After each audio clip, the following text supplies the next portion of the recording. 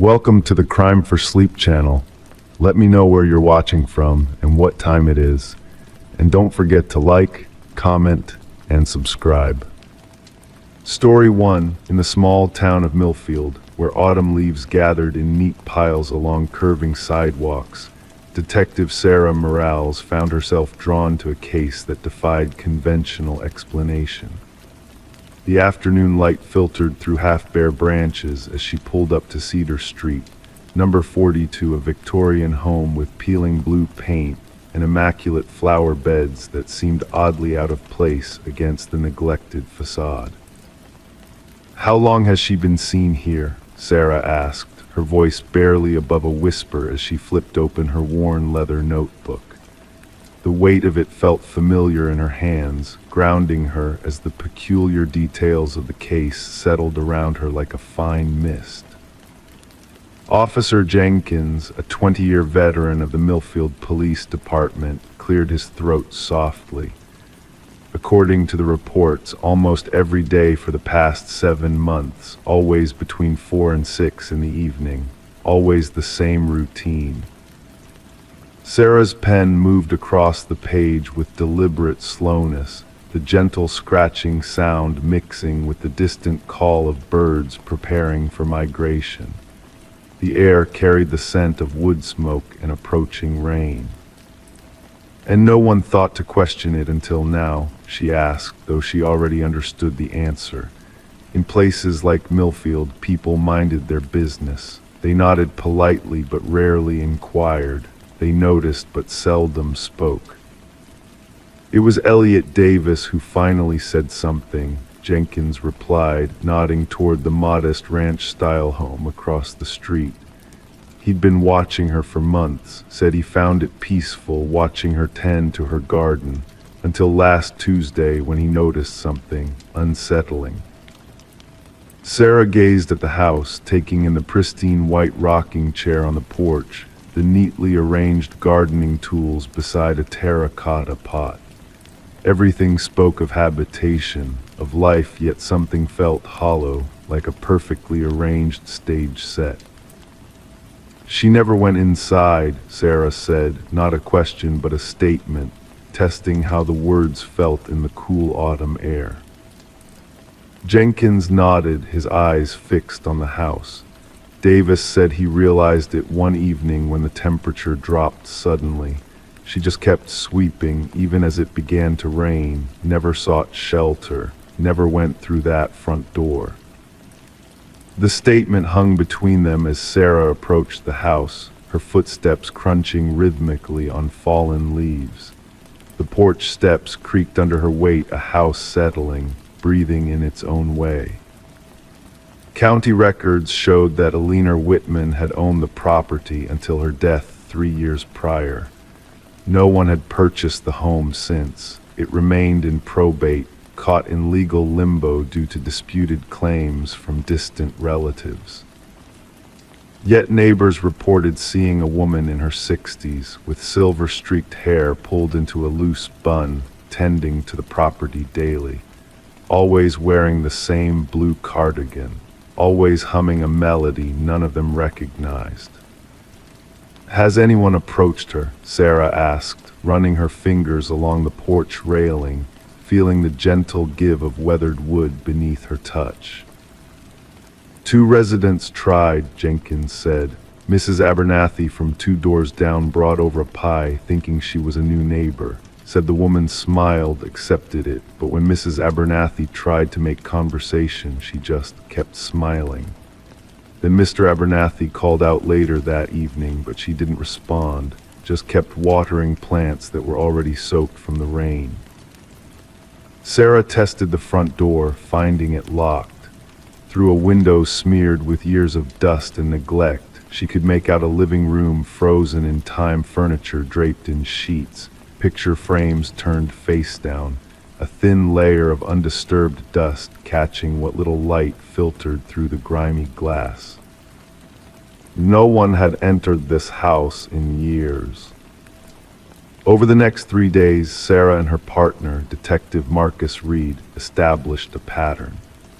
They photographed the mysterious woman from a distance as she performed her daily rituals, always entering the yard from the eastern side at precisely 4:17 p.m., always departing westward at 5:43 p.m., never approaching the house beyond the porch, never acknowledging observers unless directly addressed, and even then responding with nothing more than that same vacant smile.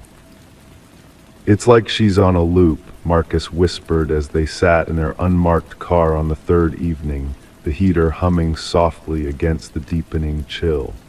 Same movements, same sequence, same timing. Sarah's fingers tapped a gentle rhythm against her coffee cup, her eyes never leaving the figure by the flower beds. "We need to find out where she goes when she leaves here." The woman moved with unhurried precision, her hands caressing each plant with tender familiarity. There was something both comforting and deeply unsettling about watching her methodical care for a home she never entered. When they finally followed her westward path, staying at a careful distance, the woman led them to Oak Ridge Cemetery, where she disappeared among the rows of headstones just as twilight blurred the boundaries between monuments and shadows.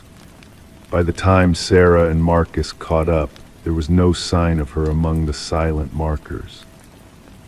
The groundskeeper, an elderly man with eyes the color of faded denim, nodded knowingly when shown the photograph. "That's Alina Whitman," he said, his voice carrying the gravelly texture of someone who spent more time with the dead than the living. "Used to come talk to me while I worked, said this place felt more like home than any house." Sarah felt a chill that had nothing to do with the evening air. "Sir, Alina Whitman has been dead for 3 years." The old man's weathered face remained impassive as he handed back the photograph. "Doesn't mean she's not still taking care of what she loved." The investigation continued through hushed interviews with neighbors and lengthy searches through town records. Alina Whitman had lived alone for 47 years in that blue Victorian. Her husband had left abruptly one spring morning, leaving only a brief note. She had no children, few friends, and a fierce devotion to her home and garden. "She always said she'd never leave that house," Mrs. Abernathy recalled, her arthritic fingers wrapped around a teacup as she spoke to Sarah in her cluttered living room. Even when her health was failing, she refused to consider assisted living, said she'd rather die than leave her flowers untended. On the 7th day of their investigation, Sarah and Marcus decided it was time for a direct approach. They waited in the yard at 4:10 p.m., standing beside the white rocking chair that never seemed to rock. At precisely 4:17, the figure in the blue cardigan appeared from the eastern edge of the property. She moved with that same unhurried grace, seeming not to notice the detectives until she was merely feet away. "Alina Whitman," Sarah called softly. The woman paused, her hands hovering above a cluster of late-blooming chrysanthemums. When she turned, her smile held the same vacant quality neighbors had described pleasant but somehow disconnected, like someone responding to a distant echo rather than a direct address. "We'd like to ask you a few questions," Marcus added, his voice gentle but firm. The woman's expression never changed as she resumed her gardening.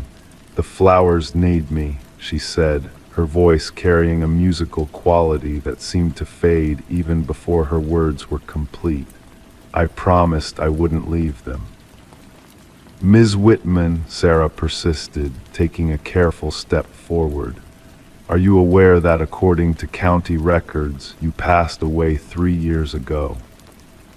The rhythmic movement of the woman's hands never faltered as she continued tending to her plants. The late afternoon light caught her profile, and for a brief moment, Sarah could see through the solid outline of her form to the fence beyond. The house remembers, Elena said simply, even when people forget. They watched her complete her routine that evening and the next and the one after that. They brought in specialists who placed sensors and cameras, which recorded nothing but empty gardens and a porch where unseen feet left impressions in morning dew. The case file remained open but inactive. There was no crime to solve, no victim to protect, no threat to neutralize, just a promise kept beyond conventional understanding. Months later, when the house finally sold to a young family eager to restore its former beauty, reports of the gardening woman ceased. The new owners found the flower beds thriving despite years of apparent neglect, and occasionally caught the scent of lavender in rooms where no flowers bloomed. Sarah would drive by the house sometimes on her way home, slowing as she passed. She never saw Elena again, but on quiet evenings when the light faded to the exact shade of dusk that blurs the line between seen and unseen, she could swear she heard the gentle scrape of a broom against the porch steps, sweeping away leaves that had already been cleared. Some promises, Sarah had learned, transcend conventional boundaries. And in Millfield, where autumn leaves gathered in neat piles along curving sidewalks, one could never be quite certain which neighbors truly resided in their homes and which had merely never left them behind. Story 2, the dust particles danced in the late afternoon sunlight that streamed through the windows of the Mercer family home. Sarah moved methodically through the hallway, feather duster in hand, her movements slow and deliberate as she approached the collection of framed photographs that lined the wall. The sound of the grandfather clock in the living room provided a steady, soothing rhythm to her Sunday cleaning ritual. Tick-tock, tick-tock. She had dusted these same frames dozens of times since they'd moved into the colonial-style house on Oakwood Drive 18 months ago. Each photograph was familiar vacation snapshots, school portraits, holiday gatherings, memories preserved behind glass. Tick-tock. The house settled around her, creaking softly as houses of a certain age tend to do. The family portrait at the end of the hallway was Sarah's favorite. Taken during their trip to Lake Geneva last summer, it captured the four of them: Sarah, her husband Daniel, and their two children, Emma and Tyler, standing on the dock with the crystalline water behind them. The wooden frame had been a housewarming gift from Daniel's mother. It matched the walnut banister perfectly, as if it had always belonged there. But today, as Sarah's duster glided across the glass, something caught her eye. She paused, leaning closer, her reflection overlaying the image beneath. At first, she thought it was a smudge or perhaps a shadow she'd never noticed before, but as she wiped the glass clean, it remained. There, standing slightly behind Daniel, was a figure she didn't recognize. A man, perhaps in his 50s, with gray-flecked hair and a slight smile directed at the camera. He wore a navy blue sweater, the collar of a white shirt just visible at the neckline. Sarah's hand hovered over the frame. The ticking of the clock seemed to grow louder. Tick-tock, tick-tock. "Daniel," she called, her voice barely above a whisper. Then louder, "Daniel, can you come here for a second?" The sound of Daniel's footsteps echoed from the kitchen, growing closer, until he appeared at the end of the hallway, dish towel still in hand. "What's up?" he asked, approaching with an easy smile that faded as he saw her expression. "Look at this," Sarah said, pointing to the photo. "Who is that man?" Daniel leaned in, squinting slightly before his body stiffened. I don't know. I've never seen him before." "He wasn't there when we took this picture," Sarah said, her voice steady despite the chill creeping up her spine. "I would have remembered someone standing behind us on the dock." They called the children downstairs. 12-year-old Emma and 9-year-old Tyler both stared at the photograph with blank expressions. "That's weird," Emma said finally. "I don't remember him being there." "Maybe he was just walking by," Tyler suggested, though his voice lacked conviction.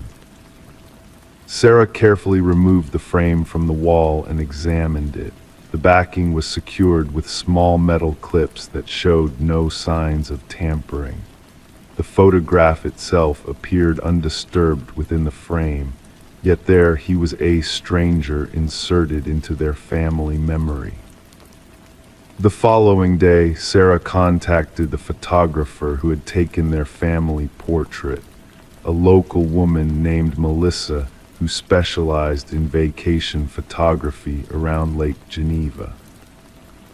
"I'd be happy to check my original files," Melissa said after Sarah explained the situation. 20 minutes later, Melissa called back, her voice tinged with confusion. "I'm looking at the raw files from your session, Sarah. There's no man in the background of any of these shots."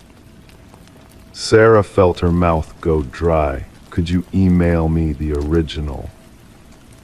When the file arrived, Sarah opened it with trembling fingers. The photograph on her screen showed just the four of them, no man in a navy sweater standing behind Daniel. Detective Alan Pierce sat at his desk, the overhead fluorescent lights humming softly as he reviewed the case notes. The Mercer family had brought him both the framed photograph and a printout of the original digital file. The difference was undeniable. Pierce had seen many strange things in his 22 years with the department, but this was unique. The lab had confirmed that the photograph in the frame hadn't been digitally altered. The paper itself contained the image of the man, as if he had been there when the picture was taken. The frame showed no signs of having been opened since it was first assembled. Could someone have switched the entire photograph? His partner, Detective Renee Wilson, asked as she sipped her coffee, the ceramic mug warm against her palms. "The dimensions would have to be identical," Pierce replied, leaning back in his chair, the leather creaking beneath him. "And why? To what end?" The Mercers had no enemies they could think of, no one with access to their home who might play such an elaborate prank.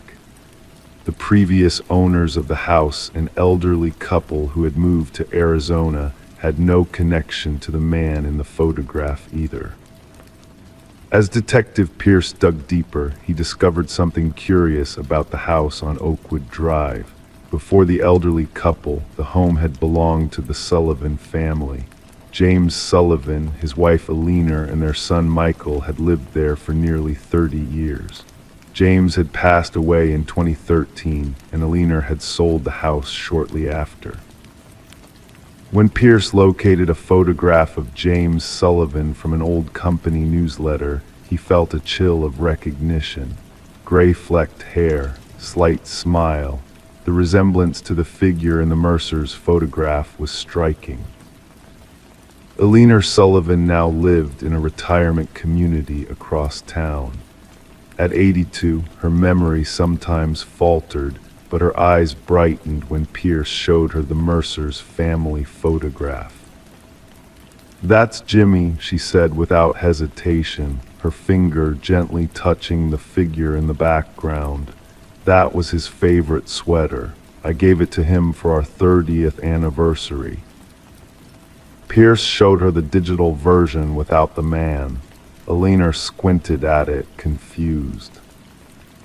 "Jimmy loved that hallway," she said after a moment of silence. "He hung all our family photos there, said it was the perfect light." Her voice softened. "Before he got sick, he'd dust those frames every Sunday without fail." The detective left with more questions than answers. The case file remained open, a slender folder in a filing cabinet that occasionally caught his eye when he passed it. The Mercers had eventually replaced the photograph with a different one.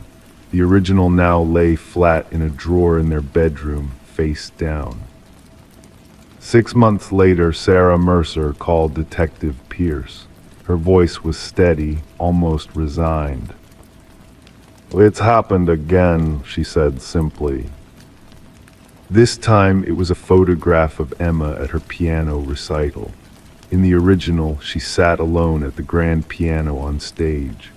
In the framed version that had hung in their hallway for months, James Sullivan sat in the background, barely visible in the shadowed audience, his attention focused on Emma's performance. The Mercers sold the house 3 weeks later. The real estate listing described it as charming and full of character.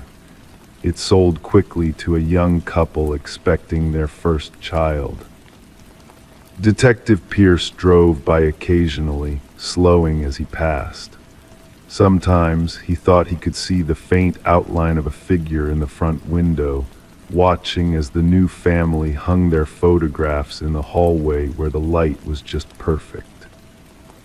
The case remains officially unsolved in the department records, but in his private notes, Pierce wrote only this: "Some places keep memories differently than others. Some bonds never break, and some stories continue to develop long after the shutter closes." Tick-tock, tick-tock. Story 3. The late afternoon sun cast long shadows across the weathered brick Fa Adev Oakwood Manor. The once majestic estate stood nestled among ancient oaks at the edge of Millfield, its windows reflecting the amber glow of sunset like watchful eyes. Time had worn away at its grandeur, leaving behind a dignified skeleton of what was once the crown jewel of the county. The air around the property always felt different, cooler, perhaps, or simply undisturbed, as if the estate existed in its own pocket of reality, separate from the small town that had grown around it. Detective Laura Mercer stood at the wrought iron gates, her leather notebook open in her hands. The weight of it felt reassuring as she pressed her pen against the paper, making small, precise notes. A gentle breeze rustled the pages, carrying with it the earthy scent of approaching rain. She glanced up at the house again, studying its symmetrical windows, the intricate stonework around the entrance, and the slight deterioration at the corners where nature had begun to reclaim what humans had built. "And you're certain about what you heard?" she asked, her voice measured and calm, breaking the silence without disrupting it. Alina Whitfield nodded, wrapping her cardigan tighter around her shoulders despite the mild temperature. She was in her 50s, with careful eyes and the composed demeanor of someone who had spent a lifetime being taken seriously.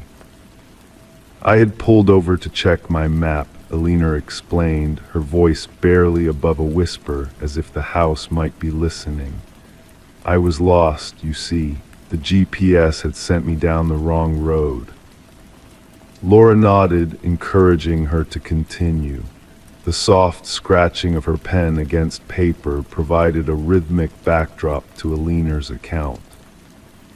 "A man called out to me from behind the gate. He was wearing what looked like an old-fashioned suit, dark, well-tailored. I thought perhaps he was a caretaker or part of some historical society." Alina paused, swallowing. "He gave me very precise directions back to the highway. Even mentioned the new construction by the Miller farm that isn't on any maps yet." What Alina didn't know what had brought Detective Mercer out to the property on this quiet Thursday afternoon was that Oakwood Manor had been empty for 43 years.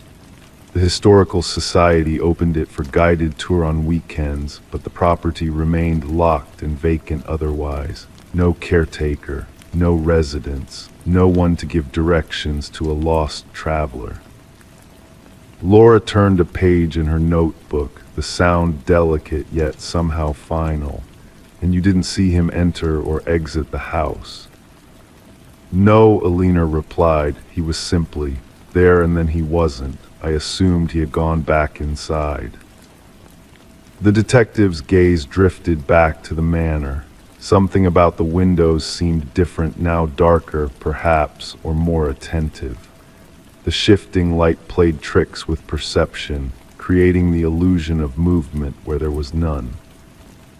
3 days later, Laura returned to Oakwood Manor with a small team. The key to the front door turned with reluctance, the lock mechanisms awakening from disuse with a low, grinding complaint. Inside, the air was still and heavy with the scent of old wood and forgotten spaces. Dust particles danced in the beams of sunlight that managed to penetrate the partially drawn curtains, creating ethereal pathways through the grand entrance hall. "The house has been sealed since the last tour group on Sunday," explained Marcus Weber, the head of the Historical Society, as they moved through the foyer. His voice, though quiet, seemed to echo off the high ceilings. "The alarm system was active, no signs of entry. We check the recordings weekly." Laura nodded, her footsteps deliberately soft against the hardwood floors. Each room they entered told the same story: untouched furniture draped in protective cloths, display areas carefully preserved, nothing disturbed. The mansion was a perfectly maintained time capsule, frozen in 1980 when the last of the Oakwood family had died without heirs. In the library, Laura paused. Unlike the other rooms, this one felt different, as if it had been occupied more recently. She couldn't identify what created this impression. Nothing was visibly out of place. The leather-bound books remained on their shelves. The antique desk was clear except for a period-appropriate fountain pen and ledger, preserved for visitors to admire. "Has anything in this room been moved recently? For cleaning, perhaps?" she asked. Marcus shook his head. "We don't touch the displays between seasonal deep cleans. The next one isn't scheduled until fall."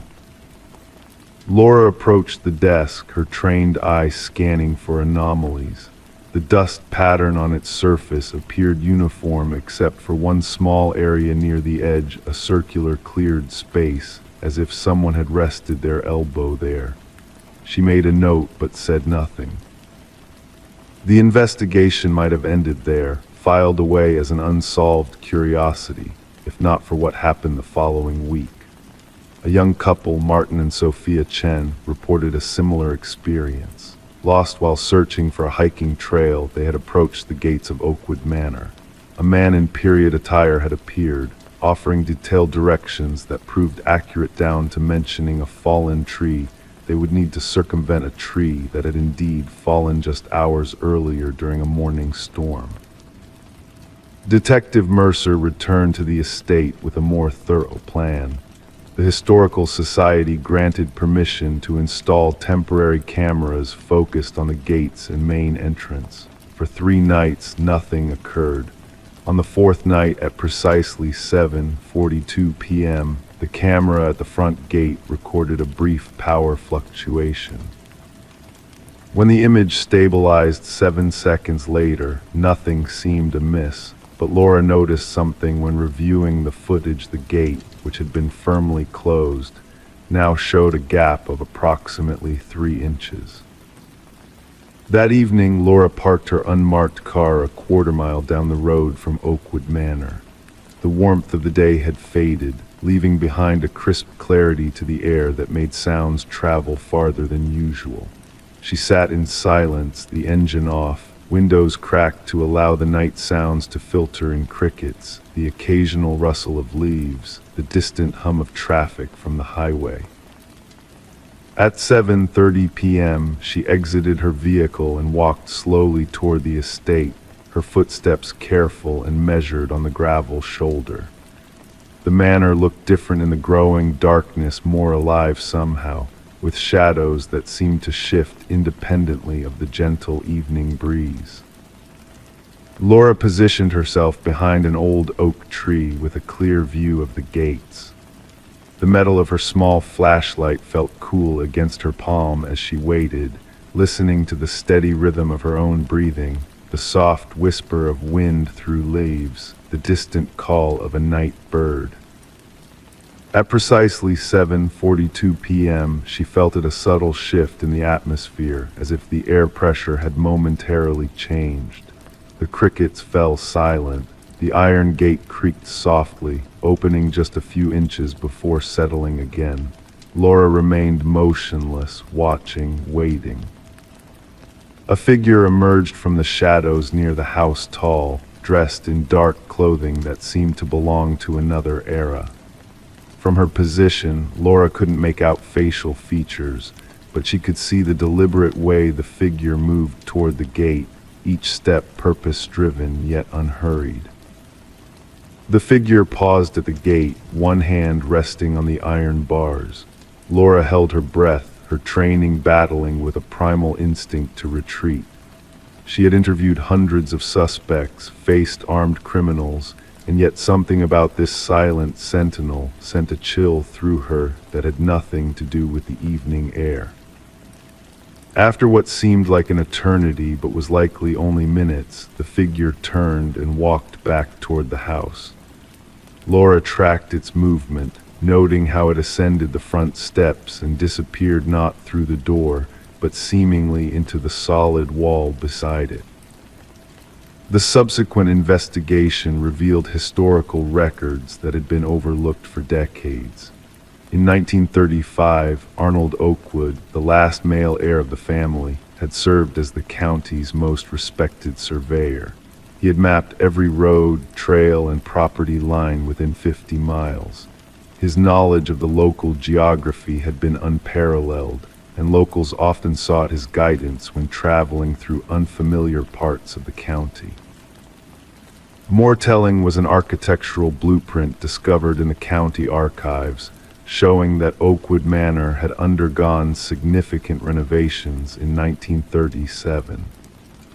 The original entrance had been sealed and relocated 15 feet to the right, precisely where Laura had watched the figure disappear into what appeared to be solid wall. Whether it was the discovery of these historical details or something more inexplicable, the appearances at Oakwood Manor's gate continued. Always at dusk, always to those who were lost, always offering directions that proved uncannily accurate. Local authorities eventually stopped investigating, filing it away as an unresolved phenomenon. The Historical Society added the story to their weekend tour, carefully framing it as local folklore rather than documented fact. Detective Laura Mercer filed her final report, noting all evidence gathered and conclusions reached or lack thereof. She included detailed accounts from witnesses, timestamps from surveillance footage, and historical records that might explain the appearances. Her report was thorough, professional, and deliberately avoided speculation. But in her personal notebook, kept locked in her desk drawer, she had written just one line: "Some people are so defined by their purpose that not even death provides release from their duties." The gates of Oakwood Manor still stand, weathered but unbending. Locals now speak of the helpful ghost in hushed, reverent tones. And occasionally, when the light fades and the world grows quiet, a lost traveler finds their way again after a chance encounter at the edge of a property where time moves differently, and where a man who dedicated his life to guiding others continues his work, uninterrupted by the mere inconvenience of no longer being alive. Story 4, the antique mirror hung on Alina Whitman's bedroom wall, its elaborate bronze frame catching the last golden rays of sunset.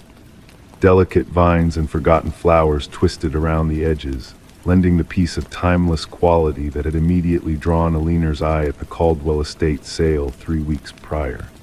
The glass itself possessed that particular cloudy quality of aged mirrors, where one's reflection seemed to exist somewhere beyond the surface rather than upon it. Detective Sam Morneau's pen moved silently across his notepad as he recorded these details. The weight of his badge felt unusually heavy in his pocket today. Outside, autumn leaves skittered across the wraparound porch of the Victorian home, their dry rustling creating a restless backdrop to the stillness inside. "And when did you first notice something unusual?" he asked, carefully selecting his words. His voice remained level, professional, betraying none of the unease that had settled in his stomach upon entering the bedroom. Mrs. Whitman Aliner sat perched on the edge of her bed, fingers intertwined so tightly her knuckles had blanched white. Her eyes never left the mirror. "3 days after I brought it home," she replied, her voice barely above a whisper. "I was getting ready for bed, just brushing my hair, when I heard it a laugh, soft, like someone trying not to be heard. I thought maybe it was coming from outside, but when I checked, there was no one there." Sam nodded, making another note. The case had landed on his desk that morning with a sticky note from his lieutenant. Probably nothing, but check it anyway. Standard procedure for what they typically classified as disturbance calls. But something about this one felt different from the usual noise complaints or paranoid neighbors. "And after that first incident," he prompted when Aliner fell silent. "It escalated," she said. Her eyes finally broke away from the mirror to meet his. "Whispers at first, fragments of conversations I couldn't quite make out, then complete sentences. Names, my name, spoken in a voice that sounded almost like my own, but different, hollow. The air in the room felt heavier suddenly, as if the barometric pressure had dropped. Sam resisted the urge to look at the mirror directly. Instead, he focused on the weathered floorboards beneath his feet, the slight gap between two planks where decades of dust had accumulated. "Mrs. Whitman, do you know anything about the history of this mirror? The previous owners, perhaps?" A slight tremor passed through Aliner's shoulders, only that it belonged to Marion Caldwell. She was 94 when she passed. The estate sale was managed by her grandson. He seemed eager to get rid of certain items. Sam made another notation. He would need to visit the grandson, though experience told him family members managing estate sales rarely kept detailed provenance records of the items they sold. The voices became clearer last week. Aliner continued unprompted, her fingers now tracing an invisible pattern on her cotton skirt. They started saying things that made sense, things about the Caldwell family, about a woman named Isabel. Sam's pen paused above the paper. Isabel. Yes, the voices, they kept saying she was still there, still behind the glass. A single tear tracked down Aliner's cheek. "I know how this sounds, detective. I'm not. I've never believed in these things, but something is wrong with that mirror." The afternoon light had faded now, leaving the room in a gray twilight that made the mirror's surface appear even more opaque. Sam finally allowed himself to look at it directly. For a brief moment, he thought he saw movement, not his own reflection, but something deeper, like ripples spreading across a dark pond. He stood, crossing to the wall where the mirror hung. The bronze frame was cool beneath his fingertips as he examined it more closely. Along the bottom edge, nearly invisible among the decorative flourishes, were tiny etched letters, "I see 1887. "I see," he murmured. "Isabel Caldwell," Aliner whispered from behind him. "I looked it up after the voices mentioned her. She was Marion's great aunt. She disappeared in 1887. They never found her." The hairs on Sam's neck prickled. He'd investigated enough cases to know when someone was holding something back. "Mrs. Whitman," he said carefully, turning to face her. "What else happened?" She closed her eyes briefly. When she opened them again, they were rimmed with red. "2 nights ago, I woke up at exactly 3:17 a.m. The mirror, it wasn't reflecting my room anymore. It showed a different place, a basement or cellar with stone walls. There was a woman there, pressed against the glass from the other side, her hands splayed out as if she was trying to push through. Sam felt a chill traverse his spine, like ice water trickling vertebra by vertebra. I screamed, Alina continued, and then it was just a mirror again. But when I checked my phone to call anyone, it was exactly 3:18 a.m. She looked up at him, her expression pleading. I'm not crazy, detective. Something happened to Isabel Caldwell, and somehow this mirror knows. The next 48 hours passed in a blur of county archive searches, interviews with the Caldwell grandson, who knew nothing, and endless cups of precinct coffee that did little to clear the fog from Sam's mind. His lieutenant had given him the skeptical eyebrow when he requested more time on what should have been a simple follow-up, but had eventually relented. The breakthrough came from the property records. The Caldwell estate had undergone major renovations in 1888 specifically. The basement had been completely sealed off and a new foundation poured. The timing was too coincidental to ignore. When Sam arrived at Alina's house the third day, he brought ground-penetrating radar equipment borrowed from the county engineering department. The technician who accompanied him kept his opinions to himself, but his sidelong glances spoke volumes about what he thought of using county resources to chase ghost stories. The scanner revealed what the property records had only hinted at, a sealed chamber beneath the original Caldwell House foundation. By sunset, a small excavation team had broken through the century-old concrete. What they found below confirmed what the mirror had been trying to reveal all along. Hidden beneath layers of time and deliberate concealment lay the remains of a woman, her wedding ring still on her finger. Beside her, preserved in the airless vault, was a journal with the initials IC stamped in faded gold on its leather cover. The final entries told a tale of jealousy, betrayal, and murder. Isabel had discovered her husband's affair with her younger sister. She had confronted him in his study, where the ornate mirror had hung. In his rage, he had struck her. The journal ended mid-sentence. Sam stood in Alina's bedroom one last time, the mirror now carefully packaged for transportation to the evidence locker. The case would soon be officially closed. In historical murder, the perpetrator long dead, justice served only in the form of truth finally revealed. How did you know, he asked Alina quietly, how did you know to listen to the voices? She smiled faintly, her fingers absently touching the space on the wall where the mirror had hung. I didn't at first, but then I realized all my life I've been ignoring the quiet voices, the subtle warnings, the reflections that show us what we miss when we only look forward. She met his gaze. Sometimes, Detective Morneau, the truth speaks to us in whispers. We just have to be still enough to hear it. As Sam descended the porch steps into the gathering dusk, he couldn't shake the feeling that something fundamental had shifted in his understanding of the world. In his pocket, his phone buzzed with a new case assignment, calling him back to the rational world of evidence and procedure.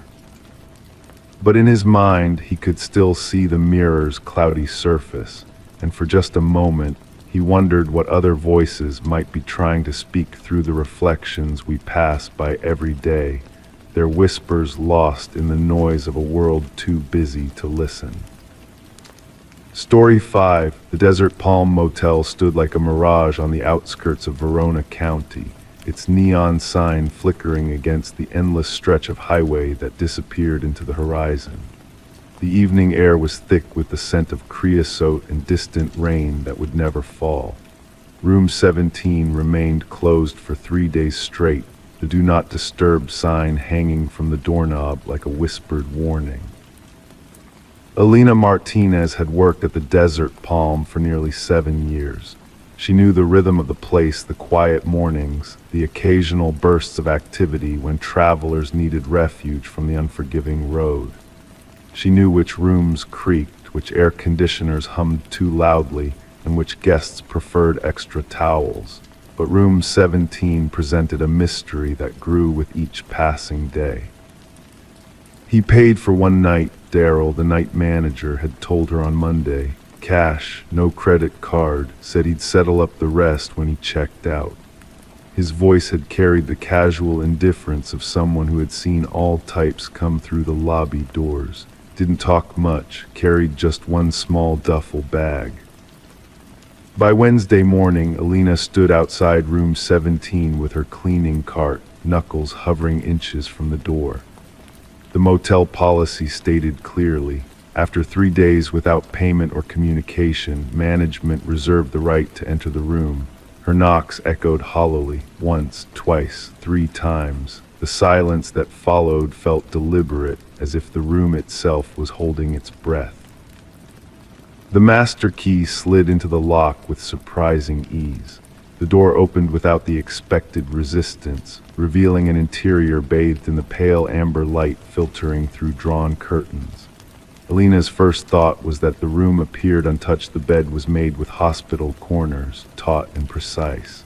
The complimentary water bottles stood unopened on the dresser. The bathroom towels hung neatly on their racks, still folded in the exact way she had left them 3 days ago. It was as if no one had ever entered the room at all. Detective Samuel Reeves arrived 40 minutes later, his sedan pulling into the parking lot without sirens or lights. He moved with the measured pace of someone who had learned that most mysteries revealed themselves to the patient observer. His weathered notebook appeared in his hands like a magician's prop, flipped open to a clean page. "Tell me again what you found," he said to Elena, his voice carrying the soft gravel of too many late nights and too much coffee. "Just the list," she replied, her fingers unconsciously touching the silver cross hanging from her neck. On the bed, 7 names written in perfect handwriting. Mine was the last one. Detective Reeves nodded, jotting notes with a pen that scratched softly against the paper. The room had been cordoned off now, yellow tape creating a barrier that transformed the ordinary motel room into something significant. Officer Caldwell stood by the doorway, taking photographs that captured every undisturbed corner of room 17. The guest registered as Thomas Gray, Daryl explained, arms crossed defensively across his chest. Paid cash for one night, didn't ask for a receipt, didn't make small talk. "Security cameras?" Reeves asked without looking up from his notebook. "Just in the lobby and at the entrance to the parking lot," Daryl replied. "They're not great quality, budget cuts." The footage revealed a figure in a dark coat entering the lobby at 10:37 p.m. on Sunday night. The brim of a hat obscured most of his face. Average height, average build, nothing remarkable except for the careful way he moved as if calculating each step. The camera caught him walking toward room 17, the key dangling from his fingers like a promise. Then nothing, no footage of him leaving, no record of him entering or exiting the back door. He had simply vanished. By Thursday afternoon, Detective Reeves had identified the first 6 names on the list. All were women. All had disappeared over the past 14 months from small towns scattered across 3 states. All cases had gone cold with no bodies found, no evidence collected, just empty spaces where lives had once been. "We're not calling him a serial killer yet," Lieutenant Harris told the assembled officers in the briefing room. The overhead lights cast shadows under her eyes, evidence of sleepless nights. But all 6 women share similar profiles. Mid-30s to early 40s, service industry workers, single, living alone, no immediate family in the area. "Just like Elena Martinez." The protective detail was assigned without fanfare. Officer Jimenez parked his unmarked car across from Alina's modest apartment. Detective Reeves insisted she stay with friends for a few days. The motel owner gave her paid leave. The pieces of a safety net assembled around her while the investigation expanded outward in concentric circles. Forensics found nothing in room 17. No fingerprints, no DNA, no fibers or hairs or skin cells. It was as if the room had been scrubbed clean by a ghost. The only evidence that someone had been there at all was the list, written in blue ink on motel stationery, the 7 names listed in chronological order of disappearance. 2 weeks passed, the case file grew thicker with interviews and background checks.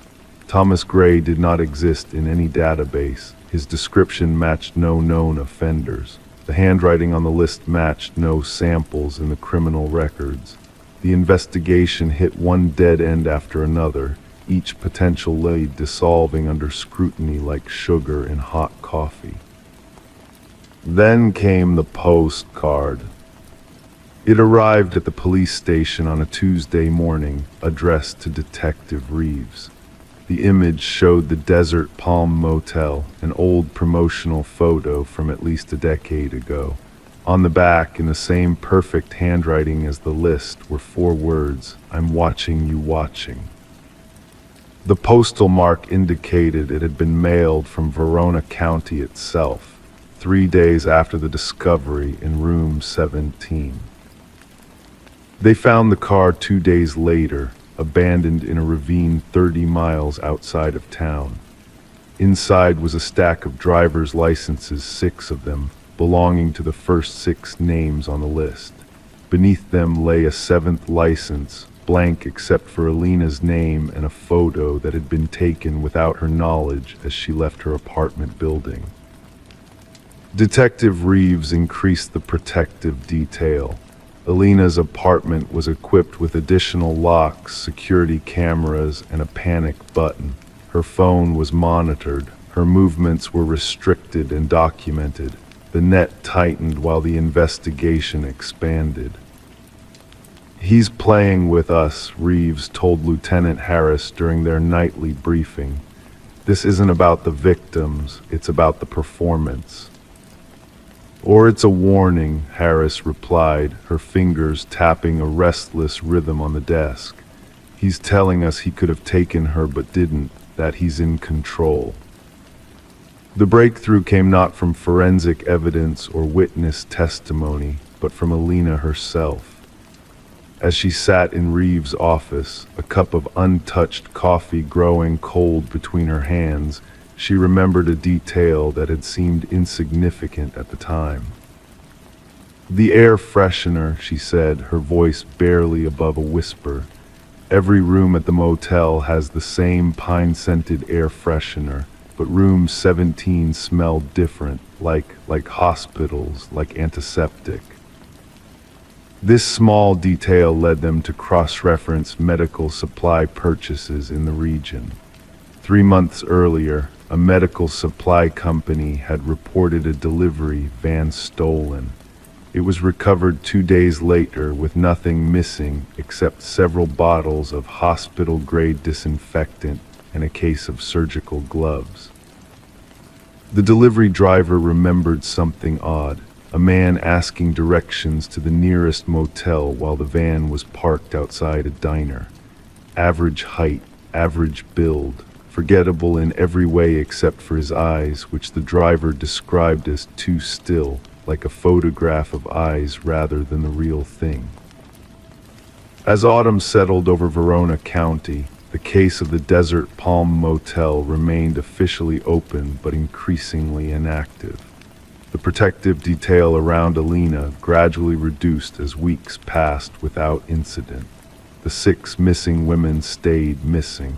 Thomas Gray, or whatever his real name was, vanished as completely as if he had never existed at all.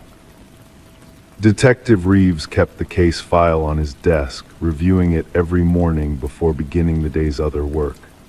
The postcard stood propped against his computer monitor, a daily reminder of unfinished business.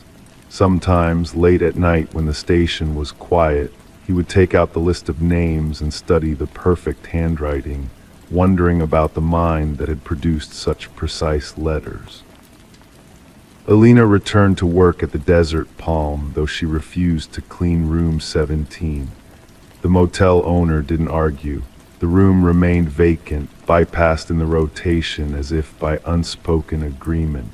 Occasionally, guests would ask why that particular room was unavailable, and the staff developed a simple response: maintenance issues. Life in Verona County gradually returned to its normal rhythms. The case faded from local headlines. New mysteries demanded attention. But for those involved, for Alina, who still checked her locks 3 times each night, for Detective Reeves, who still kept the case file within reach, for the families of 6 women who still waited for answers, the mystery remained present, humming beneath the surface of daily life like a low electrical current. And somewhere, perhaps watching from a distance, or perhaps already focused on a new location, a man with average height and average build and 2 still eyes continued his perfect, patient work. His methods meticulous, his purpose unknown, his next move unwritten but somehow inevitable, like the final line of a story not yet completed. The only certainty was the pattern he had established. He would leave no trace except for the deliberate breadcrumbs he chose to drop. He would watch them watching.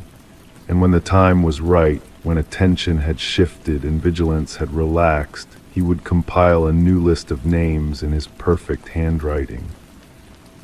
The next list might not be found until it was too late. Story 6, they were expanding the kitchen, knocking down old walls when they found a trapdoor beneath the floorboards. No one had known it was there, and when they opened it, they found a staircase leading to a room filled with photos of their house. Photos taken from angles only possible from inside. The Henderson family had lived in the colonial-style home on Maple Street for just 7 months when they decided to renovate. The kitchen, with its honey-colored oak cabinets and laminate countertops, felt outdated, confined. Sarah Henderson had always dreamed of an open-concept space where she could prepare meals while watching her children play in the adjacent family room. Her husband, Daniel, agreed that tearing down the wall between the kitchen and dining room would breathe new life into their home. On a cool Tuesday morning in late October, the contractors arrived. The steady rhythm of hammers against plaster filled the air as they began dismantling the space. Sarah brought them coffee in paper cups, the steam rising like ghosts in the autumn light filtering through dusty windows. By noon, most of the wall was gone, and the workers had begun pulling up the worn linoleum to prepare for new hardwood floors. That's when Marcus, the lead contractor, called Daniel over. His voice was quiet, measured, but there was something in his tone that made Daniel's shoulders tense. "Mr. Henderson, we found something unusual under the floor." The trapdoor was small, approximately 2 feet by 3 feet, made of wood darkened with age. It blended so perfectly with the surrounding floorboards that it would have been impossible to detect without removing the linoleum that had covered it for decades. A simple metal ring served as its handle, tarnished to a dull copper. "This isn't on any of the house plans," Marcus said, wiping dust from his hands onto his jeans. The room fell silent, the absence of hammering suddenly noticeable, as if the house itself was holding its breath. Daniel knelt down and pulled on the ring. The trapdoor opened with surprising ease, no creaking hinges or resistance, suggesting it had been used regularly at some point. A cool draft rose from below, carrying the scent of earth and something else, paper and chemicals, like an old darkroom. Narrow wooden steps disappeared into darkness. Daniel asked for a flashlight, and Marcus handed him one from his tool belt. The beam cut through the darkness, revealing a small room approximately 8 feet square with a ceiling just high enough for a person to stand. The walls were lined with cork boards, and pinned to these boards were hundreds of photographs. Detective Alina Marsh arrived at the Henderson home at 2:47 p.m. She parked her unmarked sedan at the curb, noting the quiet normalcy of the neighborhood children's bicycles leaning against porches, American flags fluttering gently in the breeze, recycling bins waiting at the ends of driveways. Nothing suggested the unsettling discovery that had prompted her visit. Inside, she followed Daniel Henderson down the newly exposed stairs, her shoes making soft thumping sounds against the wooden steps. The room below was now illuminated by work lights the contractors had set up. In their harsh glow, the contents of the room seemed even more disturbing. "We haven't touched anything," Daniel said, his voice barely above a whisper. "After we saw what was in the photos, we called the police immediately." The photographs covered nearly every inch of available wall space.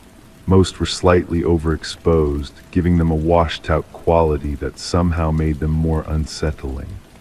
They showed the Henderson family going about their daily lives, Sarah cooking at the stove, the children playing in their rooms, Daniel falling asleep on the couch in front of the television. Some were taken through windows from outside, but the most disturbing ones were taken from inside the house, from angles that suggested the photographer had been standing in hallways, in closets, perhaps even crouching in corners of rooms while the family moved about, unaware. "There are photos of us from our first day here," Sarah said from the top of the stairs, unwilling to descend into the room again, "before we'd even unpacked all our boxes." Detective Marsh's gaze moved methodically around the room, taking in details that others might miss. In one corner stood a small table with the remnants of a photography setup, empty chemical bottles, trays for developing, a red safe light. Against another wall was a narrow cot with a thin blanket neatly folded at its foot. A plastic crate contained energy bar wrappers and empty water bottles. Someone had been living here, perhaps for months. "The previous owners," Detective Marsh said, more to herself than to the Hendersons. "Did they move far?" "Arizona," Daniel replied. They were an older couple, retiring to be closer to their grandchildren. Alina Marsh nodded slowly, her mind already constructing timelines, possibilities. She noticed something else. A small ventilation system had been installed, cleverly disguised to look like part of the house's original ductwork. This wasn't a hastily prepared hideaway, it had been carefully planned. The investigation that followed revealed layers of disturbing details. The previous owners, Edward and Martha Klein, had sold the house after living there for 32 years.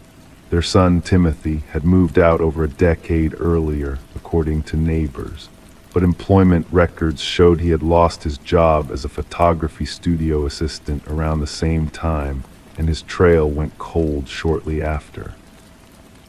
When questioned in Arizona, the Kleins expressed shock and confusion.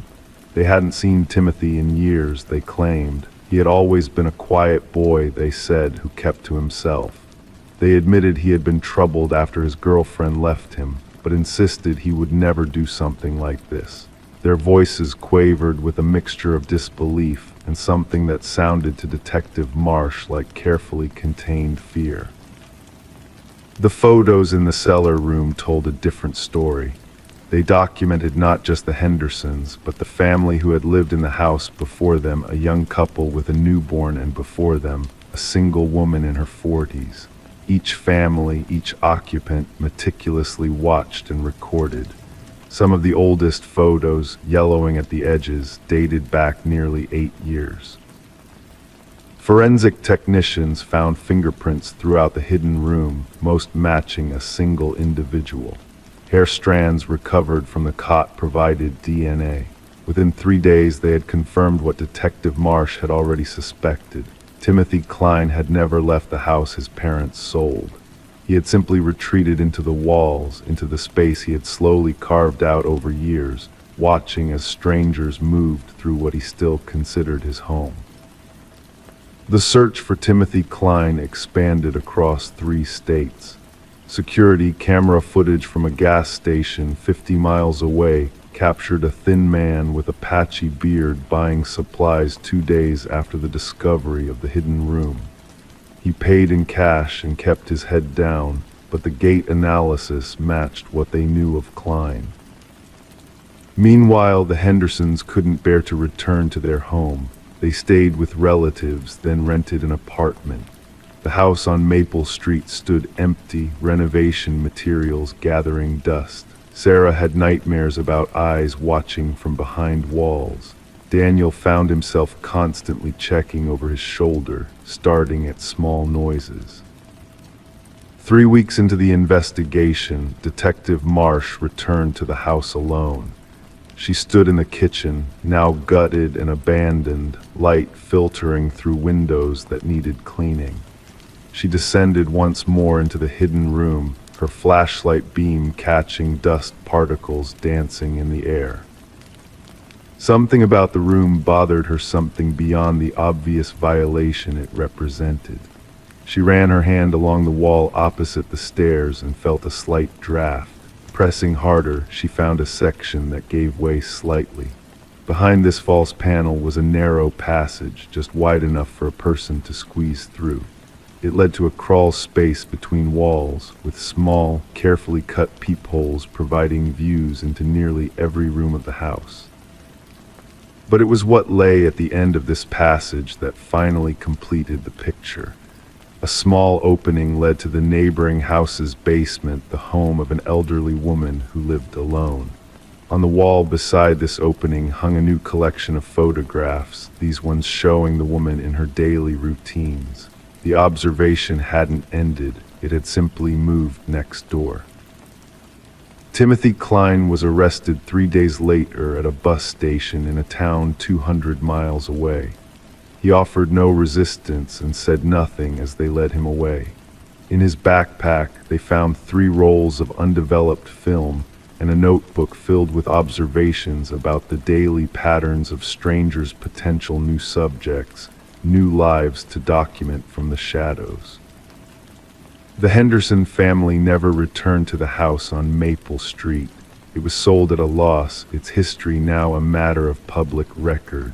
The hidden room was sealed up, the passages closed off. New walls were built, new floors laid.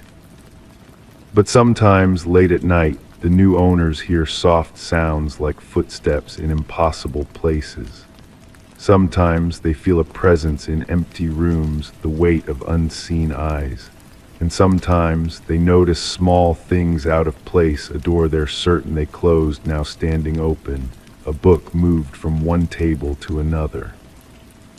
And they wonder, as the Henderson family still does, if Timothy Klein worked alone, or if he taught someone else how to disappear into the spaces between walls, how to watch without being seen. They wonder if somewhere in a room they haven't discovered yet, new photographs are being quietly pinned to a wall.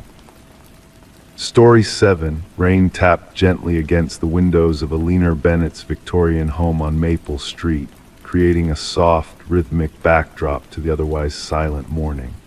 The wooden porch steps, worn smooth from decades of footsteps, creaked under the weight of the mail carrier who left without ringing the bell. They simply placed a medium-sized cardboard box by the door and disappeared into the misty morning light. The package sat there collecting tiny droplets of moisture until Alina opened her front door at precisely 8:37 a.m. The box was unremarkable brown cardboard with no shipping label, no return address, no indication of its origin or purpose. Just an ordinary box that somehow found its way to her doorstep. Alina carried it inside, the cardboard slightly damp against her fingertips, and placed it on her kitchen table where morning light filtered through lace curtains, casting delicate patterns across its surface.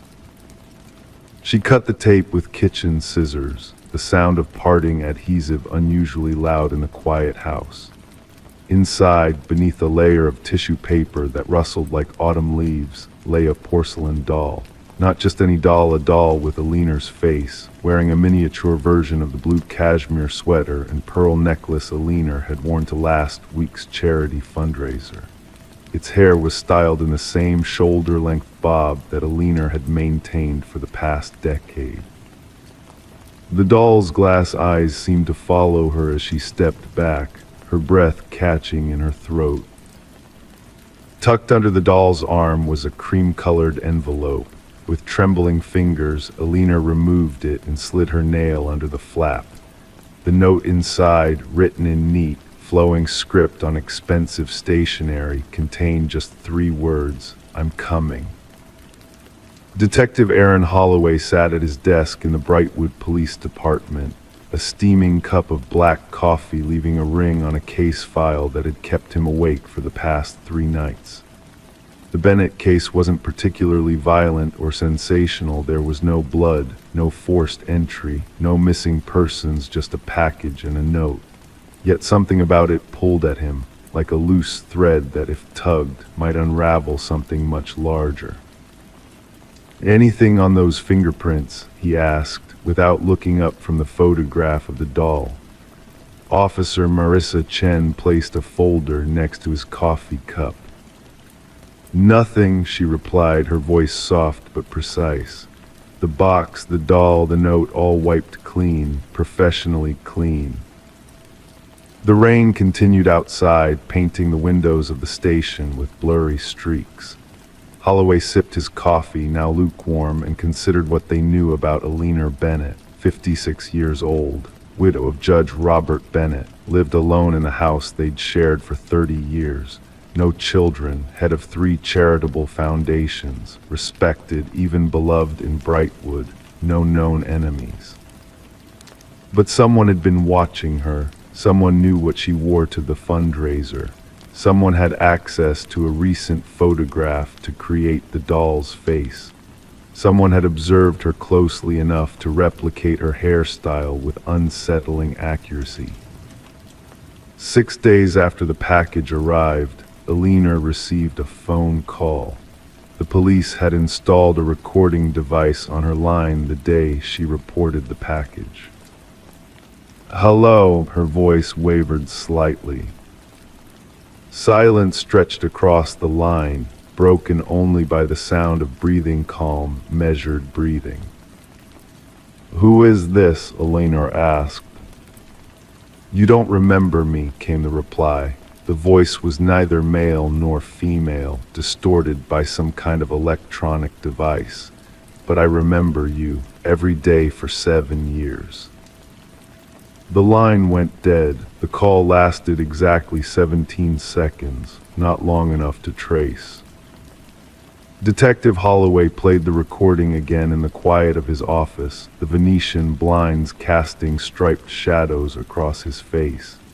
7 years. What happened 7 years ago? He pulled up Judge Bennett's case records, the computer screen illuminating his tired face in the dimness of his office. 7 years ago, Judge Robert Bennett had presided over the trial of Marcus Webb, convicted of stalking and threatening a local college professor. Webb had received the maximum sentence, 7 years. He had been released 3 weeks before the package arrived on Alina's doorstep. When Holloway visited the address Webb had provided to his parole officer, he found an empty apartment. The landlord said Webb had paid 6 months' rent in advance but hadn't stayed there a single night. The detective ran his fingers along the windowsill, feeling a fine layer of dust undisturbed, except for a single spot where someone might have stood, looking out at the street below, perhaps watching and waiting. Alina began noticing small changes around her house. A garden gate left open when she was certain she had closed it. A kitchen chair slightly out of place. Her favorite coffee mug moved from its usual hook to another in the cabinet. Each instance so minor it could be dismissed as forgetfulness, yet collectively forming a pattern that chilled her more deeply than any overt threat could have. "He's letting me know he can get in any time he wants," she told Holloway during one of his daily check-ins. They sat in her sunroom, surrounded by healthy plants that she tended to with meticulous care. "He doesn't need to break windows or kick down doors."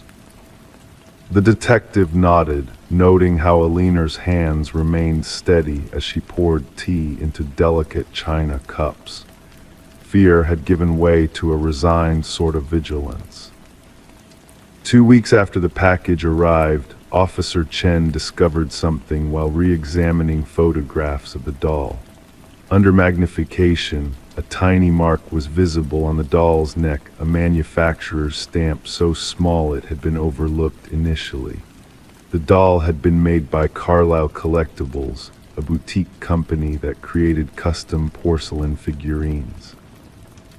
"They only make about 50 dolls a year," Chen explained, spreading photographs across Holloway's desk. "Each one is commissioned and handcrafted. They keep detailed records of every customer." The owner of Carlisle Collectibles, a soft-spoken man with arthritic hands, reviewed his ledgers carefully. "The commission came through our website," he explained, "paid in full with a prepaid credit card. The customer requested a rush job, paid triple our usual rate. They provided the photograph and fabric swatches for the clothing." "And the name?" Holloway asked, the pen in his hand poised above his notebook. "Robert Bennett," the man replied, adjusting his glasses. "I assumed it was a gift for his wife." But Judge Robert Bennett had been dead for 3 years. Detective Holloway set up surveillance on Alina's home patrol cars driving by at irregular intervals, plainclothes officers watching from a distance. Alina herself became part of the operation, maintaining her normal routines while remaining vigilant, writing down anything unusual, no matter how insignificant it might seem. On the 23rd day after the package arrived, Alina placed a call to Holloway at 2:14 a.m. "Someone's in the garden," she whispered. "I can see a flashlight moving between the hedges." By the time police arrived, 6 minutes later, there was no one there, but they found something on the garden bench, another doll, smaller this time, with the same face as Alina. Around its neck hung a miniature noose made of fine silk thread. The forensics team combed the garden in the gray light of dawn. Under the bench, pressed into the soft earth, they found a partial footprint that matched the shoes Webb had been issued upon his release from prison. But still, Webb himself remained elusive, a shadow moving just beyond their reach. 3 nights later, as rain once again fell on Brightwood, Officer Chen sat in an unmarked car across from Alina's house. At 1:47 a.m., she noticed a figure moving along the side of the house, not furtive or rushing, but moving with the confidence of someone who belonged there. She called for backup before approaching, her hand on her weapon. "Police, stop right there." The figure turned slowly. In the beam of Chen's flashlight stood a man in his 50s, thin from years of institutional food, his eyes reflecting light like an animal caught in headlights. "Marcus Webb," Chen kept her distance, aware of the danger a cornered man might present. "She doesn't remember me," he said quietly, rain dripping from his face. "I served her coffee every morning for 2 years before the trial. She smiled, tipped well, knew my name. Then she sat in that courtroom while her husband took 7 years of my life, and she looked right through me, like I wasn't even there." Webb surrendered without resistance, his hands raised, palms open to the rain. When they searched him, they found no weapons, only a small porcelain hand broken from a doll, smooth and cold in his pocket. Alina Bennett sold her house 6 months later and moved to another state, another town where no one knew her name or history. Detective Holloway sometimes wondered if she found peace there, or if she still checked her porch every morning, still looked for packages with no labels, still felt eyes watching her from just beyond the periphery of her vision. Marcus Webb was convicted of stalking and making criminal threats. He would serve another 10 years. During his sentencing, he sat perfectly still, his gaze fixed not on the judge, but on the empty gallery where Alina Bennett might have sat had she chosen to attend. Some cases end not with the satisfaction of complete resolution, but with a fragile sort of truce, justice served perhaps, but leaving behind questions that linger like shadows after the lights have been turned on. In the evidence room of the Brightwood Police Department, a box containing 2 porcelain dolls with Alina Bennett's face gathers dust, waiting for the day when the case file will finally be closed and they can be destroyed, taking their secrets with them into oblivion. Story 8. The mist hung low over Millfield Cemetery, clinging to the weathered headstones like a protective veil. Morning light struggled to penetrate the haze, casting everything in a soft, diffused glow that made the boundaries between the living and the dead seem somehow more permeable. Sheriff Daniel Havers pulled his jacket tighter as he stepped through the wrought iron gates, the hinges offering a low, melodic creak that seemed to follow him as he made his way down the narrow gravel path. Millfield had always been a small town just shy of 4,000 souls, and its cemetery reflected that modest population. A neat arrangement of perhaps 100 graves, most belonging to the founding families whose names still adorn street signs and municipal buildings throughout the county. The caretaker, old Bill Mercer, had maintained these grounds for nearly 3 decades with quiet reverence, knowing each plot and its occupant as if they were distant relatives in his care. It was old Bill who had made the call at 6:17 that morning, his voice uncharacteristically tight as he explained what he had discovered during his routine walk through. "There are new headstones, Sheriff," he had said, the words coming slowly as if he couldn't quite believe them himself. 7 of them appeared overnight, names I don't recognize. Now, as Sheriff Havers followed the stooped figure of the caretaker through the cemetery, he could see what had prompted the call. In the northeast corner, where a small grove of oak trees had previously marked the boundary of the grounds, a neat row of granite markers gleamed in the misty light, too clean, too new. Their polished surfaces reflected the diffused sunlight in a way the older, weathered stones around them did not. "I lock the gates every evening at sunset," Bill was saying, his breath visible in the cool morning air. "Open them myself at dawn. Nobody could have brought these in without me knowing." His weathered hand gestured toward the stones, the tremor in his fingers betraying his unease. Havers approached the first marker, crouching down to examine it more closely. The engraving was precise and professional. Alina Weiss, 1973-2023. Beloved mother, cherished friend. Fresh flowers, lilies, arranged with care, rested at the base of the stone.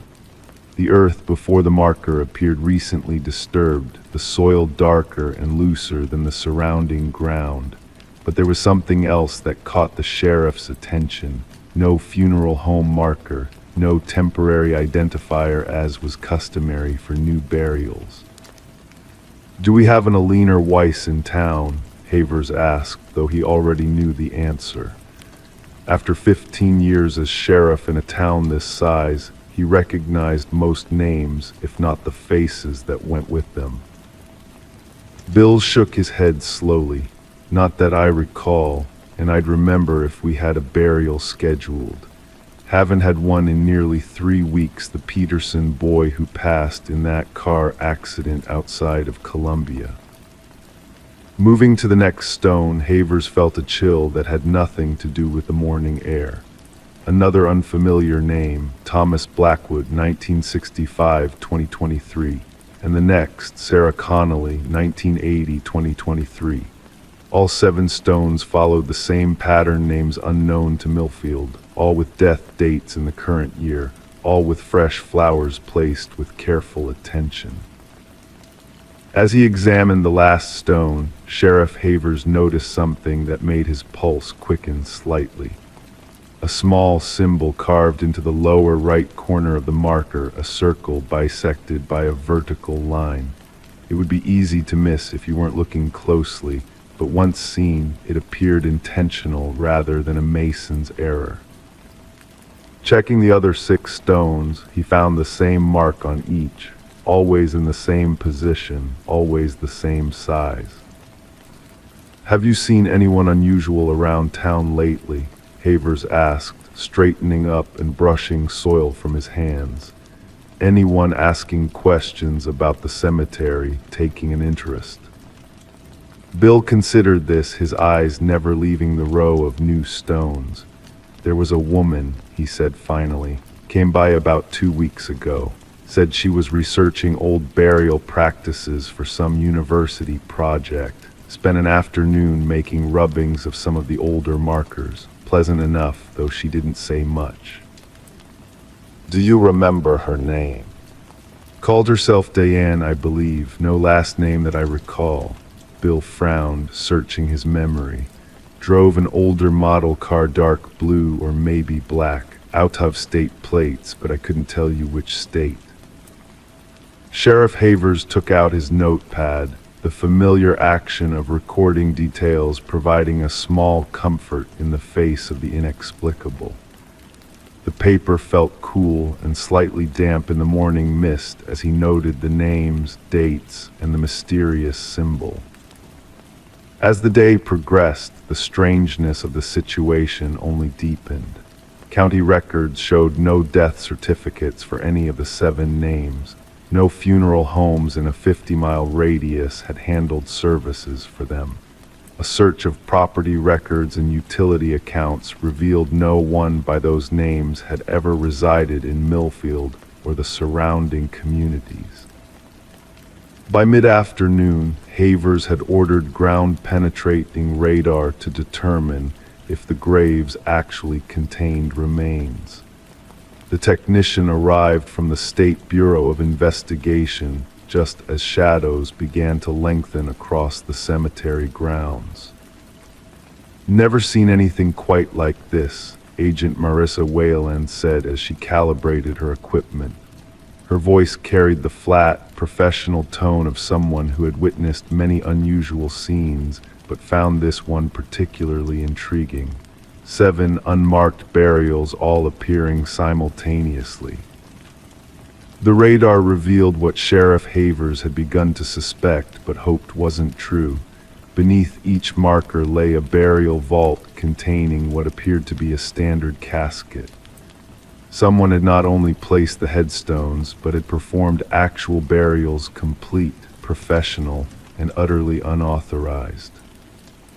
As evening approached, bringing with it a deeper chill, Havers made the difficult decision to request exhumation permits. Whoever lay beneath those stones might provide the answers that were proving so elusive. The permits arrived 3 days later, along with a forensic anthropologist from the State University and additional SBI personnel. The exhumation began at dawn, the sound of shovels biting into earth echoing across the otherwise silent cemetery.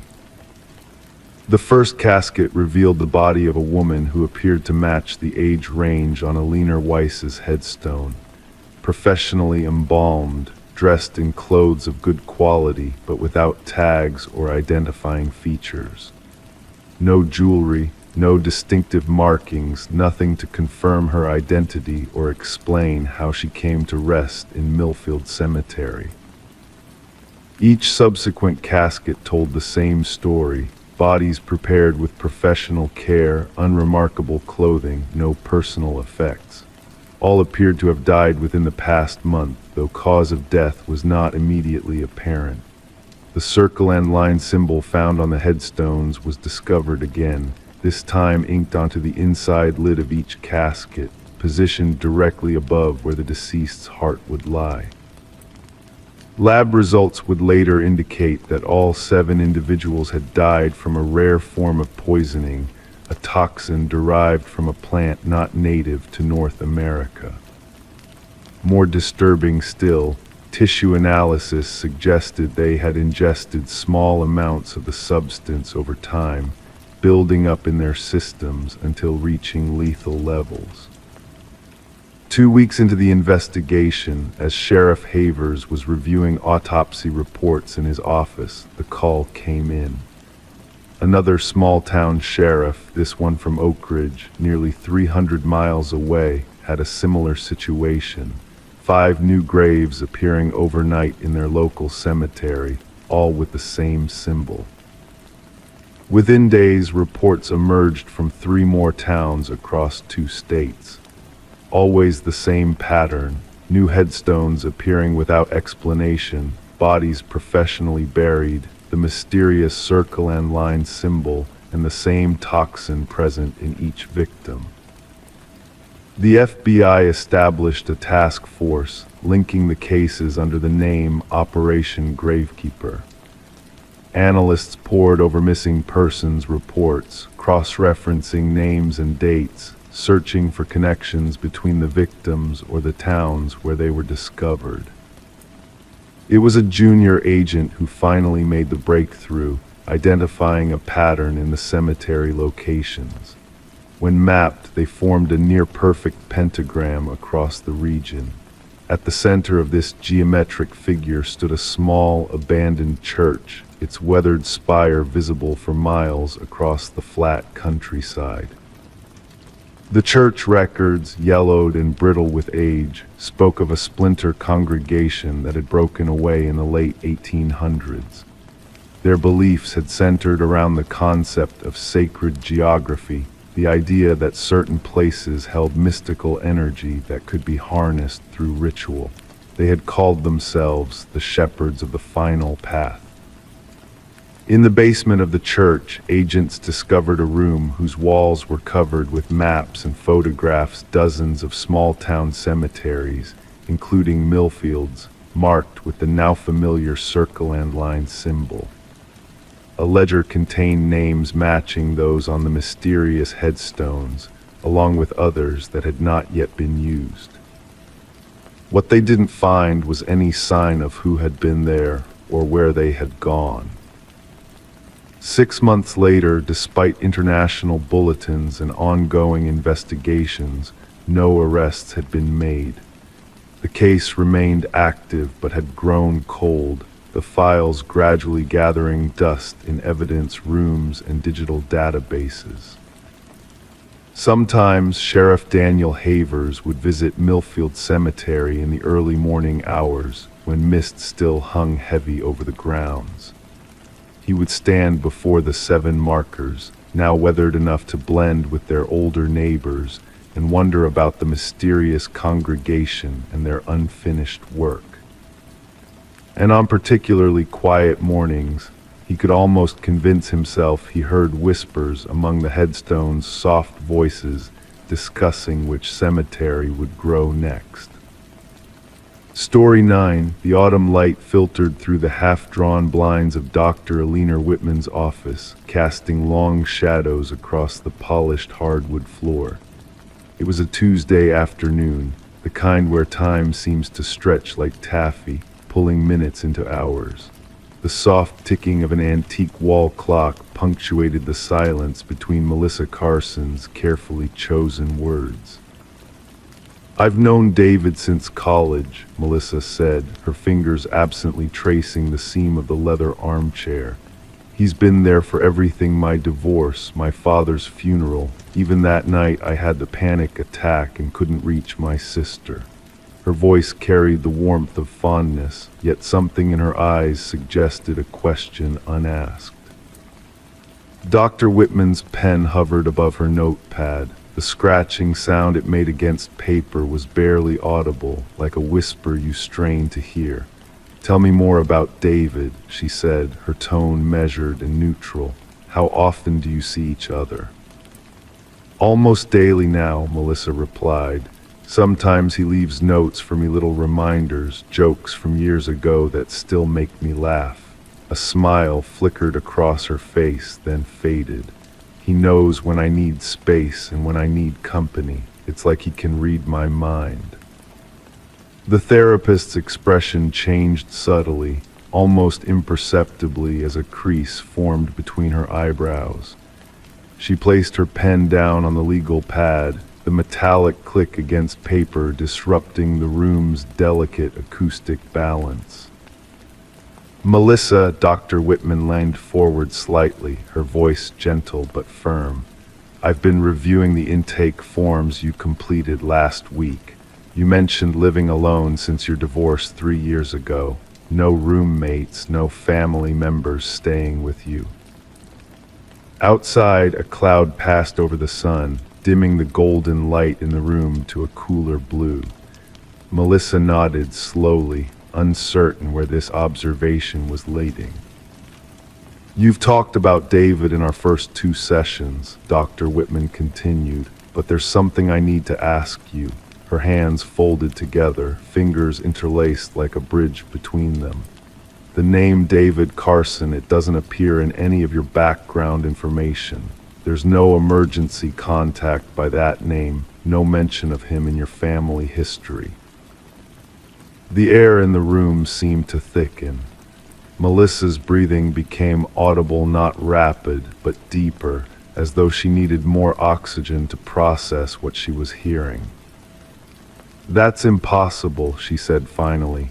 "David is," she paused, searching for the right words. "He's real. He's my best friend. Why wouldn't I have mentioned him?" Dr. Whitman reached for a file folder on the side table, opening it with practiced precision. "In your initial assessment, you listed your support network, your sister Emma, your coworker Jennifer, your neighbor Mr. Abernathy, who checks on you during migraine episodes. No David." Melissa's hands stilled in her lap, the silence between them stretched, elastic and tense. "Perhaps I forgot," she offered, but her voice lacked conviction. "Or maybe I thought it was obvious since we're so close. I don't understand why this matters." "It matters," Dr. Whitman said carefully, "because I'm concerned about the nature of your relationship with David. Could you tell me how you two met? Specific details about your first encounter."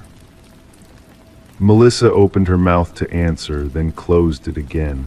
Her eyes drifted to the window, focusing on something beyond the glass. "College," she said finally. "We met in a literature class. He was sitting by the window, reading Kafka before the professor arrived." The room felt colder now, despite the afternoon sun fighting through the clouds. Dr. Whitman made a note, the sound of pen against paper suddenly loud in the quiet room. "Melissa, I want to suggest something, and I ask that you just listen without responding immediately." The therapist's voice remained even, professional, yet with an undercurrent of concern that rippled beneath her words. "Based on our conversations and your history, I believe David may not be a physical person in your current life." The wall clock's ticking seemed to grow louder, marking each second of Melissa's stunned silence. "What are you saying?" she finally asked, her voice barely above a whisper. "That I'm hallucinating my best friend." "Not hallucinating," Dr. Whitman corrected gently, "but perhaps experiencing a very real emotional presence that has taken form in your mind. The psyche has remarkable ways of providing what we need, especially after trauma. Melissa's divorce had been sudden, her husband vanishing one day, leaving only a note explaining he couldn't do this anymore. The grief of her father's death the following year had isolated her further. These facts lay between them, unspoken but acknowledged. "I'd like you to try something," Dr. Whitman suggested, reaching for a prescription pad. "A low dose of an anti-anxiety medication that might help clarify some things, and I'd like to see you twice next week instead of once." The session ended with Melissa clutching the prescription, her fingers pressing so hard against the paper that they left slight indentations. She walked through the quiet waiting room, past the receptionist who offered a sympathetic smile, and into the elevator that carried her down in silence. The parking garage was dimly lit, concrete pillars creating pools of shadow between fluorescent lights. Melissa's footsteps echoed as she walked toward her car, keys gripped tightly in her hand. Her mind replayed Dr. Whitman's words, examining them from different angles, searching for a mistake or misunderstanding. When she reached her car, a gray sedan parked in a far corner, she noticed something on the passenger seat visible through the window. A folded piece of paper that hadn't been there when she arrived. With trembling hands, she unlocked the door and reached for it. The paper was cream-colored stationery, folded once, the kind she kept in a drawer at home. She recognized the handwriting immediately, bold strokes with a distinctive curl to the Y's and G's. "Don't trust her," it read simply. Melissa stared at the note, her heart pounding in her chest. David's handwriting, David's words, a warning against the therapist who claimed he wasn't real. She drove home in silence, no radio, no phone calls, just the sound of tires against asphalt and her own thoughts circling like birds of prey. The suburban streets looked different, somehow houses that had been familiar now seemed like facades, hiding secrets behind their drawn curtains and closed doors. Her house, a modest two-story in a quiet neighborhood, welcomed her with darkness. She hadn't left any lights on, she never did. As she turned the key in the lock, a question formed in her mind. If David wasn't real, who had left the note? The house was silent as she entered, flipping on lights in each room as she passed through. Nothing seemed disturbed or out of place. In the kitchen, dishes from breakfast still sat in the drying rack. Her laptop remained on the coffee table where she'd left it. Melissa placed her purse and keys on the counter, the prescription tucked inside still unfolded. Then she noticed another piece of paper on the refrigerator, held in place by a magnet shaped like the Eiffel Tower, a souvenir from a trip she and David had taken 2 years ago. "Check the spare room," this note read in the same handwriting. The spare room had once been an office, converted to a guest bedroom after the divorce. Melissa hadn't been in there for weeks, no reason to, with no guests to host. Her hand hesitated on the doorknob, a tremor running through her fingers. The door swung open silently. The room was neat, undisturbed, the bed made with corners tucked in military precision style, just as David liked them. On the bedside table sat a leather-bound journal she didn't recognize. Melissa approached it slowly, as if it might disappear if she moved too quickly. The journal was worn, its pages yellow with age. She opened it to find handwriting that matched the notes page after page filled with memories. Detailed accounts of conversations she and David had shared, trips they'd taken, secrets they'd exchanged over late-night whispers. Some entries were dated recently, including one from just 2 days ago, describing their conversation about her first therapy session with Dr. Whitman. Melissa sank onto the edge of the bed, the journal heavy in her hands. If she had written this herself, she had no memory of it. If someone else had written it, they knew intimate details of her life that no stranger could know. She turned to the last page with writing. There, in David's distinctive script, was a message that made her blood run cold. She wants to erase me because she knows I am the only one who remembers what really happened to your husband. Outside, the wind picked up, branches scraping against the bedroom window like skeletal fingers seeking entry. Melissa closed the journal, her mind racing with possibilities, each more disturbing than the last. Was David real a friend so woven into her life that she'd forgotten mentioning him to her new therapist? Or was he, as Dr. Whitman suggested, a creation of her traumatized mind? And if he wasn't real, who was leaving these notes? Melissa reached for her phone, scrolling through contacts. No David, no photos of David in her gallery. No text messages from or to David. Yet the journal in her hands was undeniably real. The memories it contained were vivid, specific, the kind of details that couldn't be invented. Night fell completely outside her window as Melissa sat motionless on the bed, the journal closed in her lap. Tomorrow she would return to Dr. Whitman with questions that needed answers. Tomorrow she would demand explanations for the inexplicable. But tonight she wasn't alone in the house. Whether David was flesh and blood or something else entirely, his presence surrounded her in the notes, in the journal, in the feeling of being watched that raised goosebumps on her arms. "I'm still here," whispered a voice from the doorway, familiar, comforting, and terrifying all at once. "I've always been here, and I always will be." Melissa didn't turn around. She didn't need to. Some friends never leave, even when they should. And some never existed at all. Story 10. In the realm of forgotten whispers and abandoned echoes, there existed a tale that defied logic and summoned shadows of the past. It began with a mere flicker of noise, a pocket dial lost in the static of time. The operator hesitated, almost dismissing it as a glitch in the cosmic symphony, until a voice emerged from the void. A woman's voice, trembling with urgency, pierced through the haze, uttering words that hung in the air like a haunting melody. "He's here." And then a shroud of silence descended, swallowing the rest of her plea. The enigmatic call originated from an empty house, a relic of solitude standing amidst whispers of forgotten memories.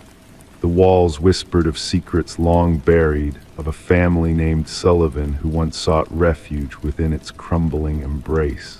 Their presence had faded like whispers on the wind, leaving behind only remnants of a tragic past. Detective Morgan Reed found herself ensnared in the mystery, her mind grappling with the spectral remnants of a call that defied all reason.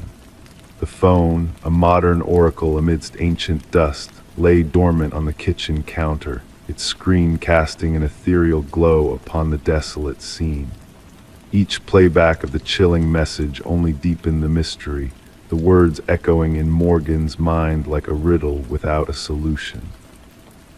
The Sullivan family's history was etched with tragedy, marked by a fire that devoured the west wing of their home, prompting their exodus into the realm of shadows.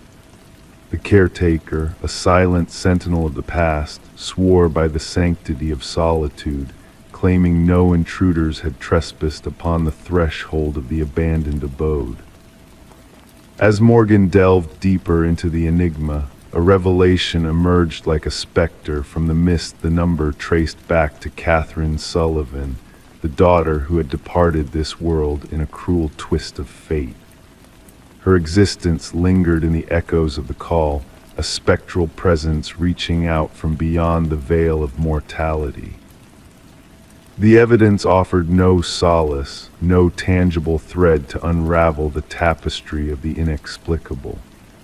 The forensic gaze revealed naught but whispers in the dust, as if the phone itself had materialized from the ether, a phantom of communication bridging the realms of the living and the lost.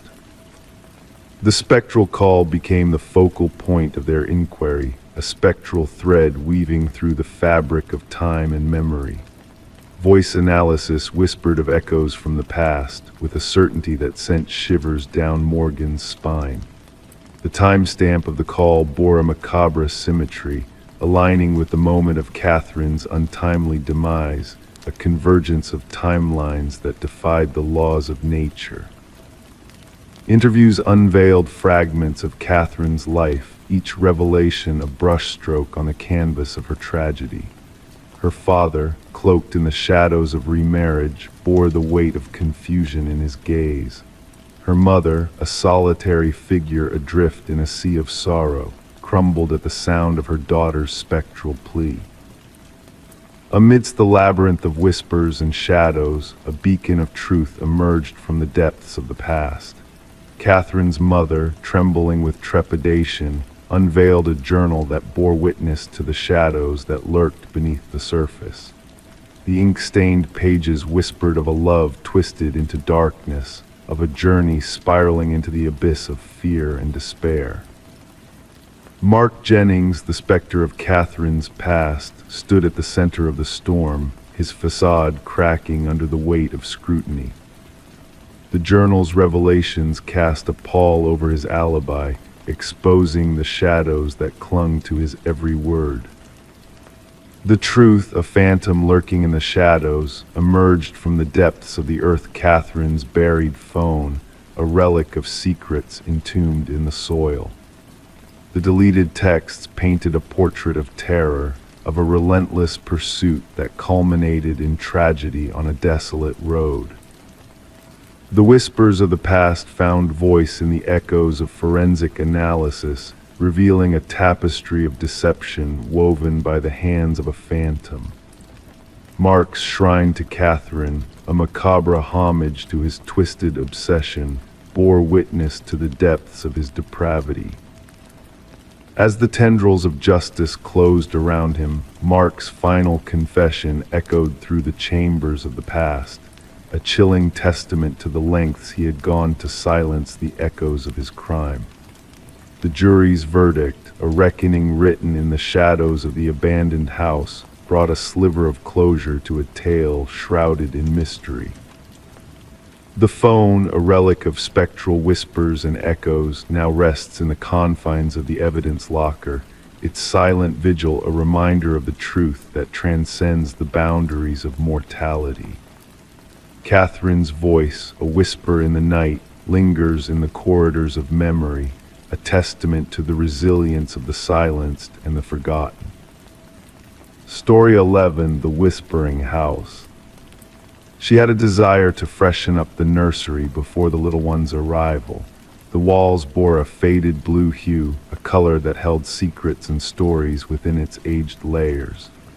As she applied the first coat of white paint, a hidden message slowly emerged from beneath the surface letters, initially faint, then growing sharper and clearer. "Don't let it hear you," her breath hitched in her throat. Stepping back, she noticed something unsettling: small handprints imprinted in the fresh paint, positioned too high on the wall for any child to reach. This discovery in the nursery of the old Morgan residence marked the beginning of what would later be known as the Whispering House case. The young couple had purchased the Victorian-style home at a remarkably low price, unaware of the dark history lurking within its walls. Detective Sarah Klein, with her notebook in hand, rang the doorbell. A woman, her pregnant belly prominent beneath paint-splattered overalls, answered the door. Dark circles rimmed her eyes, a sign of sleepless nights.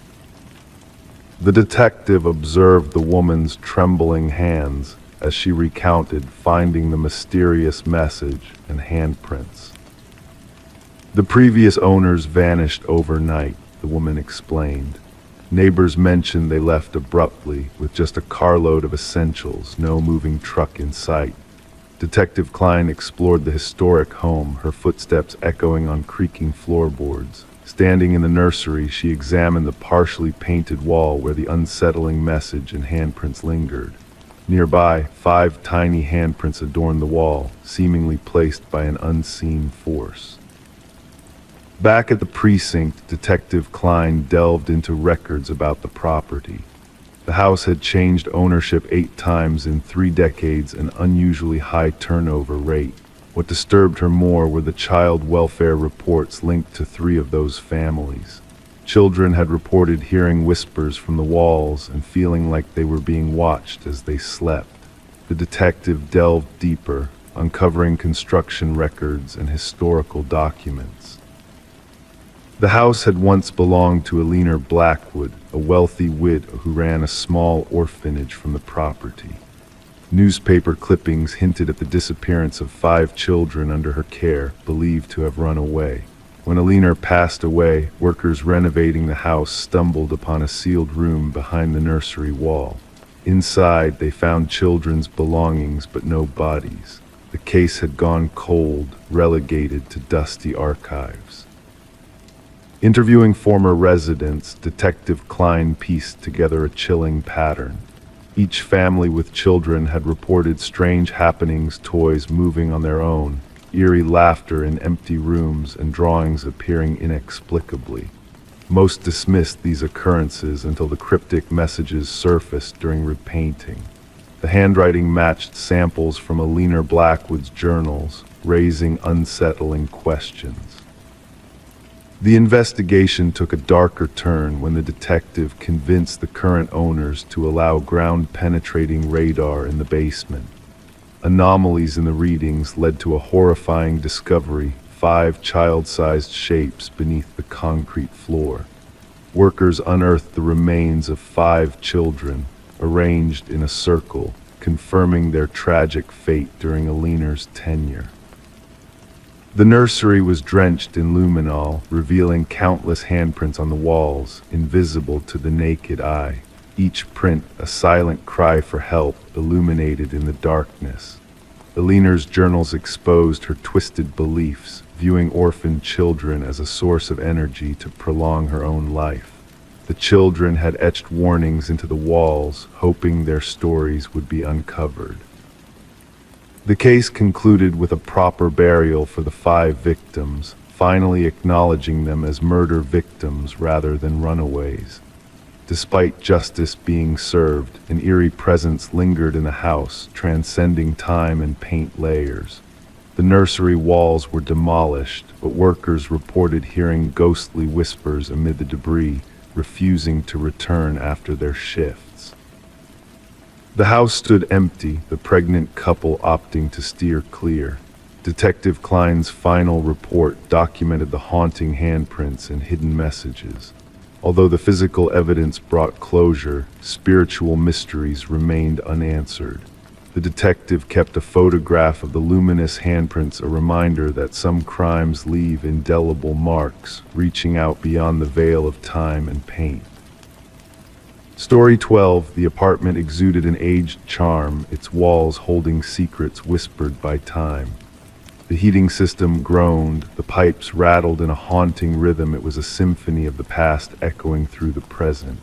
She, the tenant, found solace in the familiar sounds, brushing off any notion of the supernatural. That is until a spectral voice, barely audible yet unmistakable, drifted through the vents like a ghostly melody. It was not the typical background noise of neighboring lives. It was a whisper, a beckoning call that stirred something primal within her. Pressing her ear against the cold metal grate, her heart raced in anticipation. A chill breeze brushed past her cheek, a phantom caress, followed by a soft, almost playful utterance, "I know you can hear me." Detective Morgan Shaw, a figure of resolve amidst the enigmatic stillness of the vacant apartment, stood transfixed by the rusted vent cover pried open from the wall. The forensics team moved with precision, capturing the scene in flashes of light and shadows. The missing woman, Alina Reeves, had vanished without a trace, her absence noticed only when the scent of decay permeated the air. What they uncovered within the labyrinth of the ventilation system defied logic and reason. Reports of voices heard through the vents. Officer Patel recited from his notepad, the words hanging heavy in the air. Management dismissed her claims, attributing them to the building's aging infrastructure. Shaw knelt by the vent, tracing the desperate marks etched into the metal. They were not crafted by any tool but by frantic hands, clawing from within. The puzzle pieces of this enigma painted a portrait of fear and paranoia. Alina Reeves, a beloved kindergarten teacher, had a presence that lingered in the traces of her life scattered around the apartment. Her students' handmade cards adorned the windowsill where thriving houseplants basked in the sunlight. Her absence cast a shadow over the meticulously arranged space, the chair beneath the vent, a silent witness to unseen presences. As Shaw delved deeper into the investigation, she uncovered a tapestry of unsettling truths. Fibers from Alina's favorite cardigan entwined in the vent, a foreign fingerprint on the inside of the cover, and haunting audio recordings from Alina's phone. Alone in her car, raindrops tapping a somber melody on the roof, Shaw listened to the spectral conversations captured in the digital void. Alina's voice, a fragile echo, seeking validation in the darkness, met with a chilling response from the unseen interlocutor. The history of the building whispered tales of former tenants fleeing in haste, haunted by unexplained phenomena. The superintendent, Harold Weber, a stoic figure with keys to every realm within the building, offered cryptic explanations shrouded in nonchalance. But beneath his facade lay a hidden narrative, a thread connecting him to the shadows lurking within the walls. Forensics unearthed a clandestine passage concealed behind a loose tile in Alina's bathroom, a gateway to a realm where intruders dwelled unseen. Traces of a clandestine existence, food wrappers, a flashlight, remnants of a transient life hinted at an intruder living within the very bones of the building, a veer of souls. Weber's pristine facade crumbled under the weight of incriminating evidence stored meticulously in digital archives. His obsession with Alina transcended mere voyeurism. It was a twisted dance of possession and intimacy, played out in the shadows. The revelation of a storage unit housing relics of past lives elevated Weber's crimes to a macabre art form. Jewelry, photographs, mementos preserved like trophies in a shrine of obsession painted a chilling picture of his reign of terror.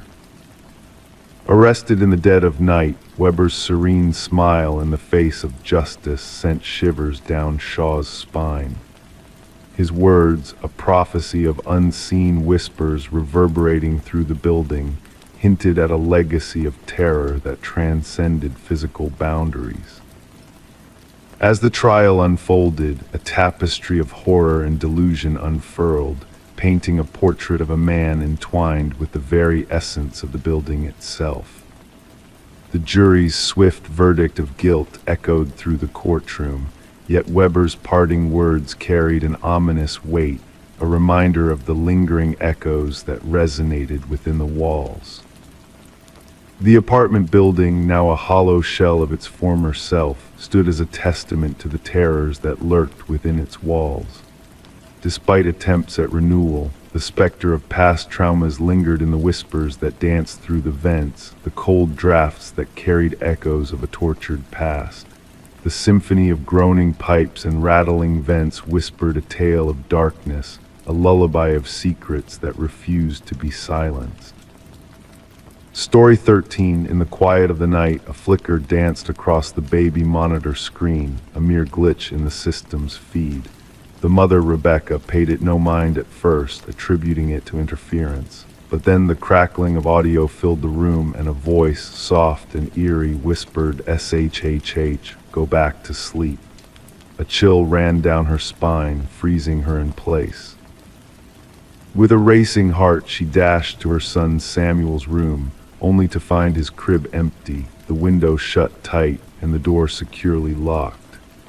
The only thing amiss was a stuffed rabbit lying on the floor, its dark eyes fixed on her with an unsettling stare. Rebecca's scream pierced the night, echoing until her voice grew hoarse. Startled neighbors called for help, and soon, emergency services arrived to find her huddled on the nursery floor, clutching the rabbit, lost in a world of despair. Little Samuel, just 4 months old, had vanished without a trace, leaving behind a void of unanswered questions. The investigation that followed offered little solace. No signs of forced entry marred the home, and the security system remained undisturbed. The only clue, the haunting voice on the baby monitor, left investigators perplexed. How could someone slip in and steal a child without a trace, leaving behind only a whisper in the night? Suspicion fell upon Rebecca, her struggles with postpartum depression casting a shadow over her grief. Her husband, Daniel, returned from a business trip to a nightmare unfolding before him. As detectives delved deeper, they uncovered a web of deceit. Fibers on the nursery windowsill hinted at a skilled intruder, while shadows in the night revealed a figure moving with purpose. Daniel's hands bore the marks of a climber, and his newfound hobby raised eyebrows among those seeking answers. Financial discrepancies and hidden truths painted a grim picture. A second family, a dark past, and a plan shrouded in secrecy came to light, shaking the foundation of trust. The baby monitor, once a source of comfort, emerged as a tool of deception. Hacked and manipulated, it held the key to unlocking the truth. Remote signals led investigators to a basement where Samuel was found in the care of a woman named Elaine. Her vacant gaze spoke of a fractured mind tied to a past she could not release. Elaine's connection to Daniel, his first wife haunted by loss, wove a tale of obsession and betrayal. The trial unveiled a sinister plot, orchestrated in shadows and whispers. The enhanced audio from the baby monitor echoed in the courtroom, revealing a cough that sealed Daniel's fate. As justice was served, Rebecca and Samuel sought refuge in a new beginning, far from the echoes of that fateful night. The case echoed across the nation, a cautionary tale of modern crimes and the vulnerabilities we face. The stuffed rabbit remained a silent witness, a reminder of the truth it had captured in the darkness of the nursery. Samuel, oblivious to the turmoil that once surrounded him, grew up in the light of a new day. Rebecca kept the rabbit locked away, a token of a past she could not forget. The whispered voice may have faded, but the truth it carried lingered in the shadows, a reminder that even in silence, secrets can be revealed. Story 14. In the silence of the night, a mysterious parcel landed in the mailbox of a quaint suburban home. Wrapped in a plain envelope with no sender's name, it held a single brass key, weathered with the passage of time. The homeowner, Sarah Miller, felt a strange familiarity with the key, though she couldn't place why. Testing it in every lock she owned, the key refused to turn. It belonged to no door in her possession. Perplexed, Sarah set the brass key on her coffee table, and in that moment the grandfather clock standing in the hallway, its gears frozen in time, emitted a solitary, echoing chime, a sound that hadn't been heard in years. Alarmed by the eerie occurrence, Sarah reported the incident to the authorities. What began as a simple curiosity soon unraveled into a nightmarish tale that would grip the tranquil neighborhood in fear. Initially, the responding officer dismissed Sarah's concerns as a mere mix-up in the mail. A key sent by mistake, he suggested. However, Sarah's intuition whispered otherwise, a sense of unease lingering in her every breath. Reluctantly, the officer took the key as evidence, placing it in a small evidence bag that would later become the key to unraveling a chilling mystery. Enter Detective Robert Harmon, a seasoned investigator from the Special Victims Unit. With the case file in his hands, the brass key sat on his desk, unassuming yet unsettling in its significance. Delving into Sarah's background revealed nothing suspicious. She was a retired teacher, a widow with grown children, leading a quiet life. Forensic analysis yielded no fingerprints on the key except for Sarah's. The envelope bore no clues save for a generic postmark. The key, a common Schlage, showed signs of wear, hinting at a history shrouded in shadows. A breakthrough surfaced when Detective Harmon decided to run the key's unique pattern through the department database. 7 years back, an identical key had been linked to a cold case involving a storage unit filled with grisly evidence and unsolved mystery haunting the precinct. The original investigation had hit dead ends, with the suspect's identity eluding capture. But as Harmon dug deeper into the past, a connection emerged between the key and a series of heinous crimes involving missing women and unspeakable horrors. Sarah, innocent and unsuspecting, found herself entangled in a web of darkness she couldn't comprehend. As the investigation progressed, fear gripped her heart, leading her to fortify her home with new locks and security systems, a desperate attempt to shield herself from the unknown threat looming over her. The hunt for the elusive suspect, Harold Jenkins, intensified, revealing a chilling trail of hidden truths. Jenkins, a shadow in the community, had left behind a trail of unanswered questions and shattered lives. His secluded cabin, a den of horrors, unveiled a chamber of keys, each bearing the name of a victim, each unlocking a tale of terror. With each discovery, the scope of Jenkins' depravity widened, sending shockwaves through the neighborhood. The manhunt for the elusive keymaster gripped the nation as authorities raced against time to prevent further tragedy. In a remote wilderness, the final chapter of the saga unfolded, a desperate standoff ending in Jenkins' tragic demise. His journal, a testament to unspeakable crimes, held Sarah's name, a haunting reminder of the darkness that had brushed against her life. The investigation unveiled 32 victims, their stories etched in pain and loss. Families found closure amidst heartache, a bittersweet resolution to years of uncertainty. As Sarah walked away from her home, forever changed by the horrors that had touched her life, the grandfather clock's hollow chime echoed in the empty hallway, a solemn reminder of the darkness that had once lurked within the shadows of normalcy. The case of the Keymaster stands as a chilling reminder of the monsters that walk among us, hidden behind masks of normalcy. And in the silence of an evidence locker, a collection of brass keys lay dormant, bearing witness to the lives lost, the stories untold, and the harrowing truth that some evils can never be locked away. Story 15, in the depths of the attic, obscured beneath a worn blanket, they stumbled upon it. A porcelain doll, ancient and fragile, with unblinking blue eyes that seemed to hold secrets of their own. Sarah and Michael, a young couple who had recently acquired the grand Victorian house, initially dismissed the doll as just another forgotten relic of the past. Little did they know, its presence would soon weave a thread of mystery into their lives. As night descended and they retired to bed, a subtle unease settled in the air. The stillness of the house felt heavy, pregnant with a quiet tension that neither could shake. Come morning, the doll had vanished from its attic sanctuary, only to reappear at the foot of their bed, a silent sentinel in the dim light of dawn.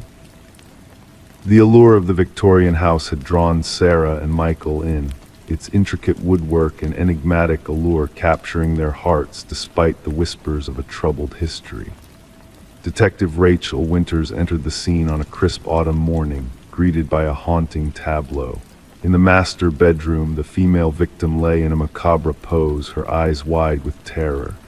Nearby, the male victim appeared as if frozen mid-flight, a desperate attempt to escape etched on his face. Examining the eerie scene, Detective Winters noted the meticulous arrangement of the bodies, reminiscent of dolls carefully posed in a twisted display. The absence of forced entry or signs of struggle only deepened the enigma shrouding the crime. As the investigation unfolded, a chilling pattern emerged. Neighbors whispered of shadows flitting behind curtains and ghostly laughter echoing through empty halls. Forensic analysis uncovered traces of antique fabrics near the victims, hinting at a connection to the doll discovered by Sarah and Michael. Delving into the house's past, Detective Winters unearthed a dark legacy. Previous owners had met untimely ends under mysterious circumstances, their fates intertwined with inexplicable occurrences within the house's walls. A newspaper clipping led her to a tragic tale of a doll maker and his daughter, their lives shadowed by tragedy and whispers of forbidden practices. In a hidden compartment beneath the attic floor, old photographs revealed the doll maker's sinister creations, including a doll identical to the one that had haunted Sarah and Michael. The images seemed to capture the doll in motion, a spectral presence traversing the boundaries of time and reality. Further revelations surfaced as a distant relative of the doll maker shared tales of arcane rituals and the binding of spirits to inanimate objects. The line between myth and reality blurred, leaving the investigation ensnared in a web of supernatural intrigue. Despite tireless efforts, the truth remained elusive, slipping through the detective's grasp like a wisp of smoke. The doll, once held as evidence, vanished without a trace, leaving behind a lingering sense of foreboding. The house changed hands once more, its dark history casting a pall over its grandeur. The new owners found the attic empty, save for a solitary blanket folded with eerie precision.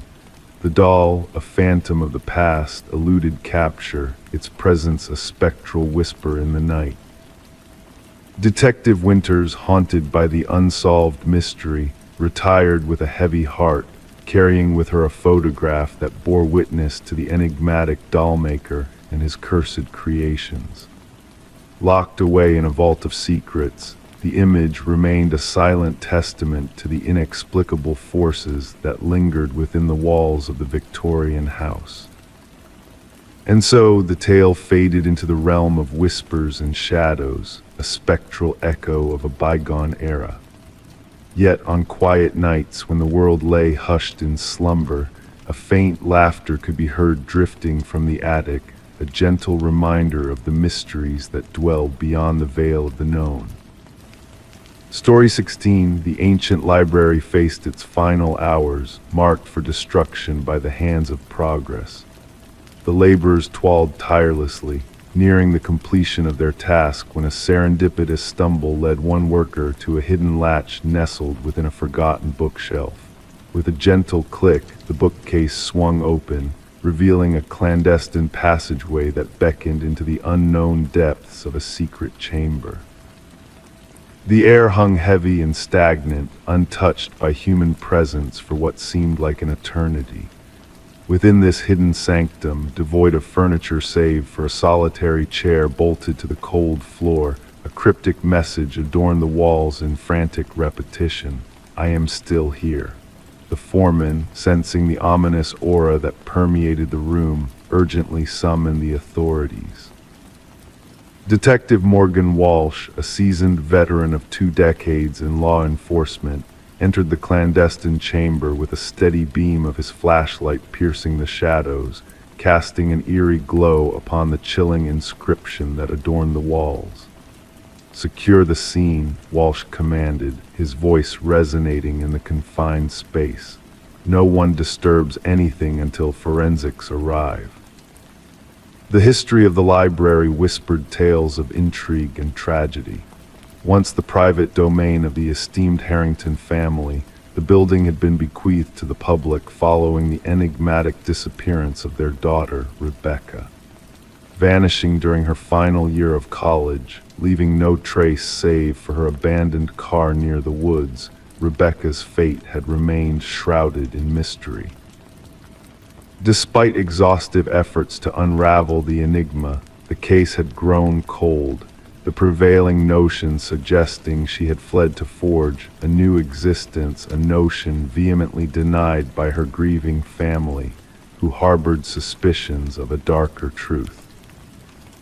As forensic experts meticulously combed through the hidden chamber, they unearthed strands of hair and fibers embedded within the aged chair, while the cryptic message etched on the walls bore traces of blood and skin cells beneath layers of neglect. Initial analysis hinted at the presence of a young female's biological material, suggesting a harrowing tale of captivity and struggle within the confines of the hidden room. Detective Walsh, haunted by the peculiar timing of the library's donation to the community following Rebecca's disappearance, delved deeper into the labyrinthine history of the Harrington lineage. A startling revelation emerged: the bookshelf concealing the secret chamber had been installed by a contractor exclusively employed by Maxwell Harrington, Rebecca's uncle and the patriarch of the family. Financial records hinted at clandestine dealings, with exorbitant payments made to the contractor far surpassing standard renovation expenses.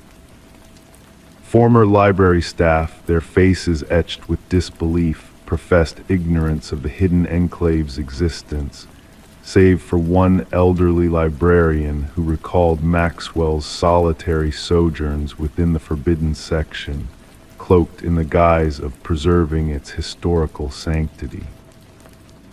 The chilling crescendo unfurled as forensic analysis conclusively linked the DNA from the hidden room to samples retrieved from Rebecca's personal effects, dispelling the notion of her voluntary disappearance.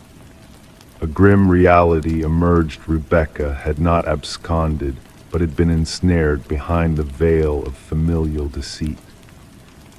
Armed with a warrant, detectives scoured the Harrington estate, unearthing a damning journal secreted within Maxwell's study. Its ink-stained pages bore witness to a twisted obsession, culminating in a final entry that laid bare the macabre truth of Rebecca's imprisonment. Confronted with irrefutable evidence, Maxwell's veneer of denial crumbled, his hollow confession revealing a tale of betrayal and murder spun from the threads of familial ambition and treachery. The cold truth surfaced: the once beloved uncle had orchestrated Rebecca's captivity, a bid to silence her from unraveling his web of deceit that culminated in a tragic struggle that claimed her life. Beneath the floorboards of the hidden chamber, the stark reality awaited discovery.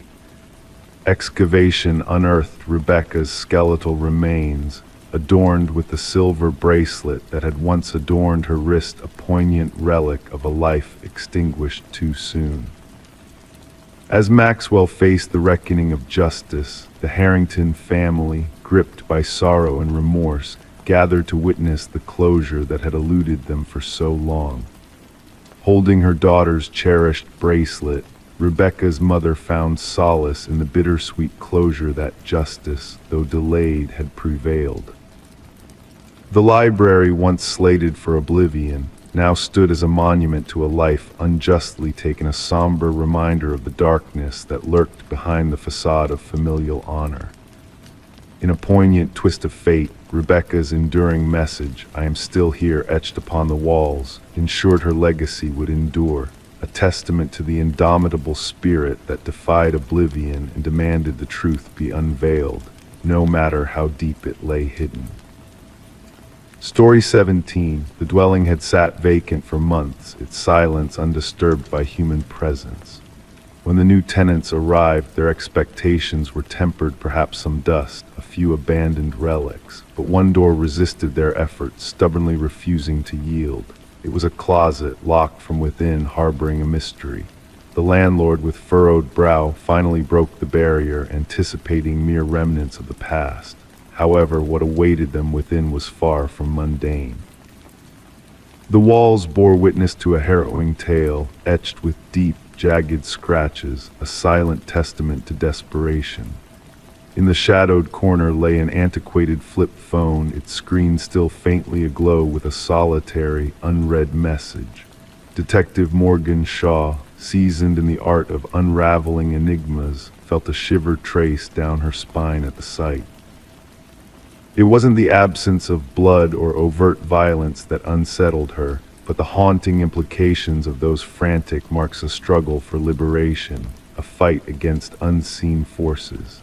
Summon forensics at once, she instructed her partner, Officer Reed, who diligently captured the haunting imprints on camera, and gather the records of the previous occupants. The message on the phone whispered ominously, "I know what you did." The landlord, a figure of nervous energy, spoke of the previous tenant's sudden departure, leaving rent unpaid. A young woman, quiet and unassuming, vanished about 6 moons past, he murmured, eyes skirting the closet's dark maw, never caused a stir. Forensic analysis unveiled a mosaic of blood samples within the scratches, primarily belonging to one individual, presumably the missing tenant, Emma Caldwell, aged 28, reported absent by her employer following her mysterious disappearance. Yet amidst the familiar DNA, 2 distinct profiles emerged. One remained a cipher in the database, while the other belonged to a man supposedly deceased for 2 winters. "This defies logic," Shaw muttered, studying the perplexing findings. Derek Mercer, a convict of past transgressions, was believed to have perished in a vehicular mishap, confirmed by dental records. And yet his essence lingered on the walls of the closet. Emma's abode whispered of interrupted routines, unopened mail, a lone coffee mug awaiting cleansing, a neatly arrayed bed. Phone logs hinted at a rupture in communication, with calls to her sister abruptly ceasing, replaced by a flurry of unidentified numbers in the weeks preceding her vanishing. The sister mentioned a mysterious beau, Officer Reed relayed. No name given, just descriptors of intensity and privacy. Surveillance footage cast a dim light on the shadowed narrative, Emma's solitary entry followed by a cap-shrouded figure evading the gaze of lenses. A breakthrough emerged as latent fingerprints belonging to Derek Mercer graced the closet's interior doorknob. He staged his demise, Shaw deduced. The question remains, his motive and his entwining with Emma. The enigma deepened as the unknown DNA led to another vanished soul, Lynette Porter, gone without a trace 3 cycles prior. Her semblance intertwined with sightings near Emma's abode. Shaw discerned a tapestry of connections while scrutinizing traffic recordings of vehicle registered to Mercer's kin, his silhouette haunting Emma's domicile. The pursuit culminated at a sequestered estate linked to the Mercers, where behind bolted portals, Lynette Porter was unearthed frail and famished, trapped in a parallel to Emma's ordeal. "He forced me to witness," she murmured, eyes vacant with trauma. "Said I must comprehend the fate of those who seek escape." Evidence amassed, diaries chronicling Mercer's thirst for dominance, portraits of women akin to Emma and Lynette, and damning footage of Emma's coerced internment. She fancied herself a whisper of truths, his voice echoed in the recordings. "No soul divulges my mysteries." The manhunt for Derek Mercer spanned realms, etching fear into hearts. While the hunt ensued, psychologists wove a chilling tapestry of Mercer's psyche. He didn't desire mere demise, he craved the agony, the spectacle of hope dwindling in confinements. Upon his capture at a transit hub, Mercer clutched a new persona and a passage to coastal realm. Within his satchel, a coil of tape, a blade of steel, and a dated article on Emma's departure. During interrogation, Mercer exuded a serene veneer, claiming she penned that missive herself. She sought revelation, yet found no redemption. The trial unraveled the elaborate charade of Mercer's demise, cloaked in the guise of another. For cycles untold, he prowled unseen, targeting echoes of his initial prey. Emma's remains eluded discovery, suggesting a demise within the confines of the closet, her final plea etched in digital ink. The jury, after but a brief deliberation, sealed Mercer's fate with a damning decree. As the gavel struck, pronouncing a sentence of eternal solitude, Mercer's lips curved in a semblance of contentment, a riddle known solely to him. Amidst the sentencing, Lynette Porter cast her gaze upon the court. He ensnared us in narrow confines, for his own mind dwells in shadows. As he withers in his cell, I shall bask in the light. The case reshaped the investigative landscape, urging a keener eye on relational threads and leased domains. Detective Shaw preserved the closet's portal within her sanctum, a silent tribute to the unseen terrors, etched not in crimson, but in the fervent marks of survival. Story 18.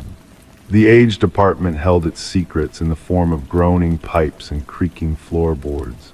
Yet the newest resident, a woman named Sarah, sensed something amiss in the rhythm of the sounds that filled the space. The footfalls above were too precise, too intentional for a building supposedly empty above her top-floor abode. One fateful night, a surge of bravery led her to tap the ceiling with a broomstick. The footsteps ceased abruptly, leaving a heavy silence in their wake. Then a single knock echoed back from within the ceiling itself. Sarah kept the strange knocking incident to herself, attributing it to the settling of the old building or perhaps a wayward creature exploring the attic. Night after night, the methodical footsteps continued their haunting dance across her ceiling, pushing her to extreme measures like cranking up the TV volume and wearing headphones to bed, seeking refuge from the unsettling presence that lingered in the darkness. Detective Morris stumbled upon the apartment's peculiar tale when a maintenance worker stumbled upon a hidden crawlspace while conducting routine repairs. A leak in the hallway outside Sarah's unit led to the discovery of a concealed passage not accounted for in the building's blueprints. Within this secret space, a makeshift living area emerged under the beam of a flashlight, food wrappers, water bottles, a soiled blanket, and a weathered notebook. The building superintendent promptly alerted the authorities. Detective Morris, accompanied by his partner Detective Rivera, encountered the shaken maintenance worker who repeated frantically, "Someone's been living in the walls, someone's been watching." The notebook contained meticulous notes on Sarah Coleman's daily life, her routines, her guests, her meals, even her sleeping patterns. The entries started off orderly but descended into chaos, marked by cryptic symbols in the margins. "The subject no longer responds to my signals," the final page read. "She has chosen to ignore me. No one ignores me." Forensic teams combed through the hidden passages, uncovering fingerprints that matched no known records. An intricate network of secret pathways within the walls and ceilings of the building was unveiled, some dating back decades. Remarkably, these passages connected to 5 different units but terminated in observation points disguised as innocuous fixtures, all leading to Sarah Coleman's apartment. Interviews with current residents yielded no unusual occurrences, yet former tenants painted a sinister picture. 3 of Sarah's predecessors reported feelings of being watched or hearing inexplicable noises, prompting one to flee after a mere fortnight. None had spoken up, fearing they'd be dismissed as paranoid. A breakthrough came with the discovery of minute blood stains in one of the hidden compartments, linked through DNA analysis to Martin Weaver, a former resident who had vanished mysteriously years earlier. Detective Morris revisited Martin's case, learning that he had confronted a reclusive neighbor named Edward who had occupied the unit above him. Soon after their altercation, Martin disappeared, and Edward abruptly left without a trace.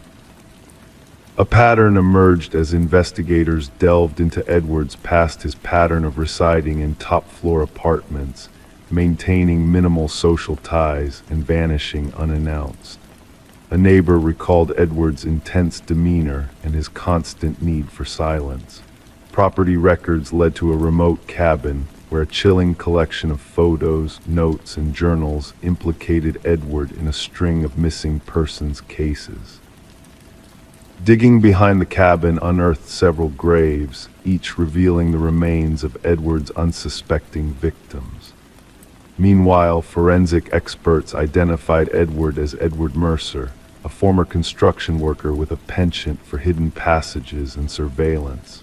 Despite thermal scans revealing no current presence within the walls, Sarah Coleman remained missing, her fate intertwined with a nationwide pattern of vanishings connected to Edward. Detective Morris's thoughts often drifted to Sarah, alone in her apartment, tormented by the unseen watcher above. The footsteps that matched hers paused when she tapped, then echoed back in defiance. In the stillness of his own home, the detective sometimes found himself gazing up at his ceiling, listening intently, pondering who else might be listening in the shadows of the night. Story 19. The gentle current whispered its lullaby that morning, the water a mirror reflecting the sky above. The lone fisherman, lost in his thoughts, almost missed the sight of a solitary suitcase bobbing near the shore. At first glance, it seemed like merely discarded belongings, forgotten by the world. But as he approached, a pungent odor crept into his senses, thick, suffocating, impossible to ignore. The suitcase was bound in chains, its corners tarnished by time's embrace. When the authorities pried it open, the contents were not mere fabric. They found strands of hair intertwined with frozen fingers, as if clinging to a memory. And at the bottom, a chilling note whispered, "This isn't the first." Detective Sarah Mercer, with a subtle grace in her movements, pressed a delicate handkerchief to her nose as she observed the somber scene unfolding before her. The victim, a woman in her mid-30s, her once dark locks now kissed by the water's embrace, lay still on the shore. The meticulous medical examiner meticulously documented every detail, preserving the essence of a life lost to the unforgiving currents. What struck Mercer was not just the disposal of the body, but the meticulous care taken in presenting the victim manicured nails, freshly styled hair, adorned in luxurious garments. She was not discarded here, Mercer murmured softly, her gaze fixed on the rhythmic dance of the water against the muddy banks. She was prepared, showcased. The victim was identified as Catherine Walsh, a real estate agent whose expertise lay in selling dreams woven in luxury. Divorced, with no offspring to carry her legacy, she inhabited a world of solitude within an affluent neighborhood. Her colleagues painted a portrait of a woman driven by ambition, a perfectionist in all her endeavors. Her absence was noted when she failed to grace an important showing, a sale that could have been her crowning achievement. As the investigators delved into Walsh's meticulously curated modern abode, a sense of unease lingered in the air. Everything was immaculate, almost unnaturally so. Designer furniture stood as if frozen in time, untouched by the chaos of life. Yet a drawer slightly ajar in her home office revealed a glimpse of imperfection. Within its depths lay a leather-bound journal, its final entry a haunting echo of a presence unseen. He's watching again. Same car, different plates. The digital footprints left behind in Walsh's emails unveiled a haunting narrative, messages from unknown senders, all bearing the same eerie declaration: I see your perfection. A symphony of surveillance, a ballet of fear. Mercer, with a mind sharp as a blade, connected the dots between the meticulous presentation of the victim and the chilling messages received in the dead of night. Our perpetrator is a maestro of precision, she whispered to her partner, her eyes reflecting the depths of her thoughts. This was not a crime of passion. This was a ceremony. The key to unlocking the mystery emerged from an unexpected source, a local pawnshop owner who recognized Walsh's distinctive emerald necklace, a treasure missing from her earthly possessions. The pawned artifact led the investigators to Michael Linden, a man of unassuming demeanor, a ghost in the tapestry of life. Surveillance footage painted a portrait of Linden's silent presence in Walsh's world, a shadow weaving in and out of her existence with a purpose known only to him. Within the confines of Linden's modest abode, a chilling truth unfurled: walls adorned with stolen glimpses of women, their essence captured in moments of vulnerability. A shrine hidden behind a facade of normalcy, a testament to a mind veiled in darkness. Each victim meticulously catalogued, their lives laid bare in a twisted mosaic of possession. The interrogation room stood as a silent witness to the unveiling of a soul shrouded in shadows. Linden, with a fade of calmness that belied the storm within, confessed to his deeds with a chilling detachment. They were flawed, he spoke, his voice devoid of emotion.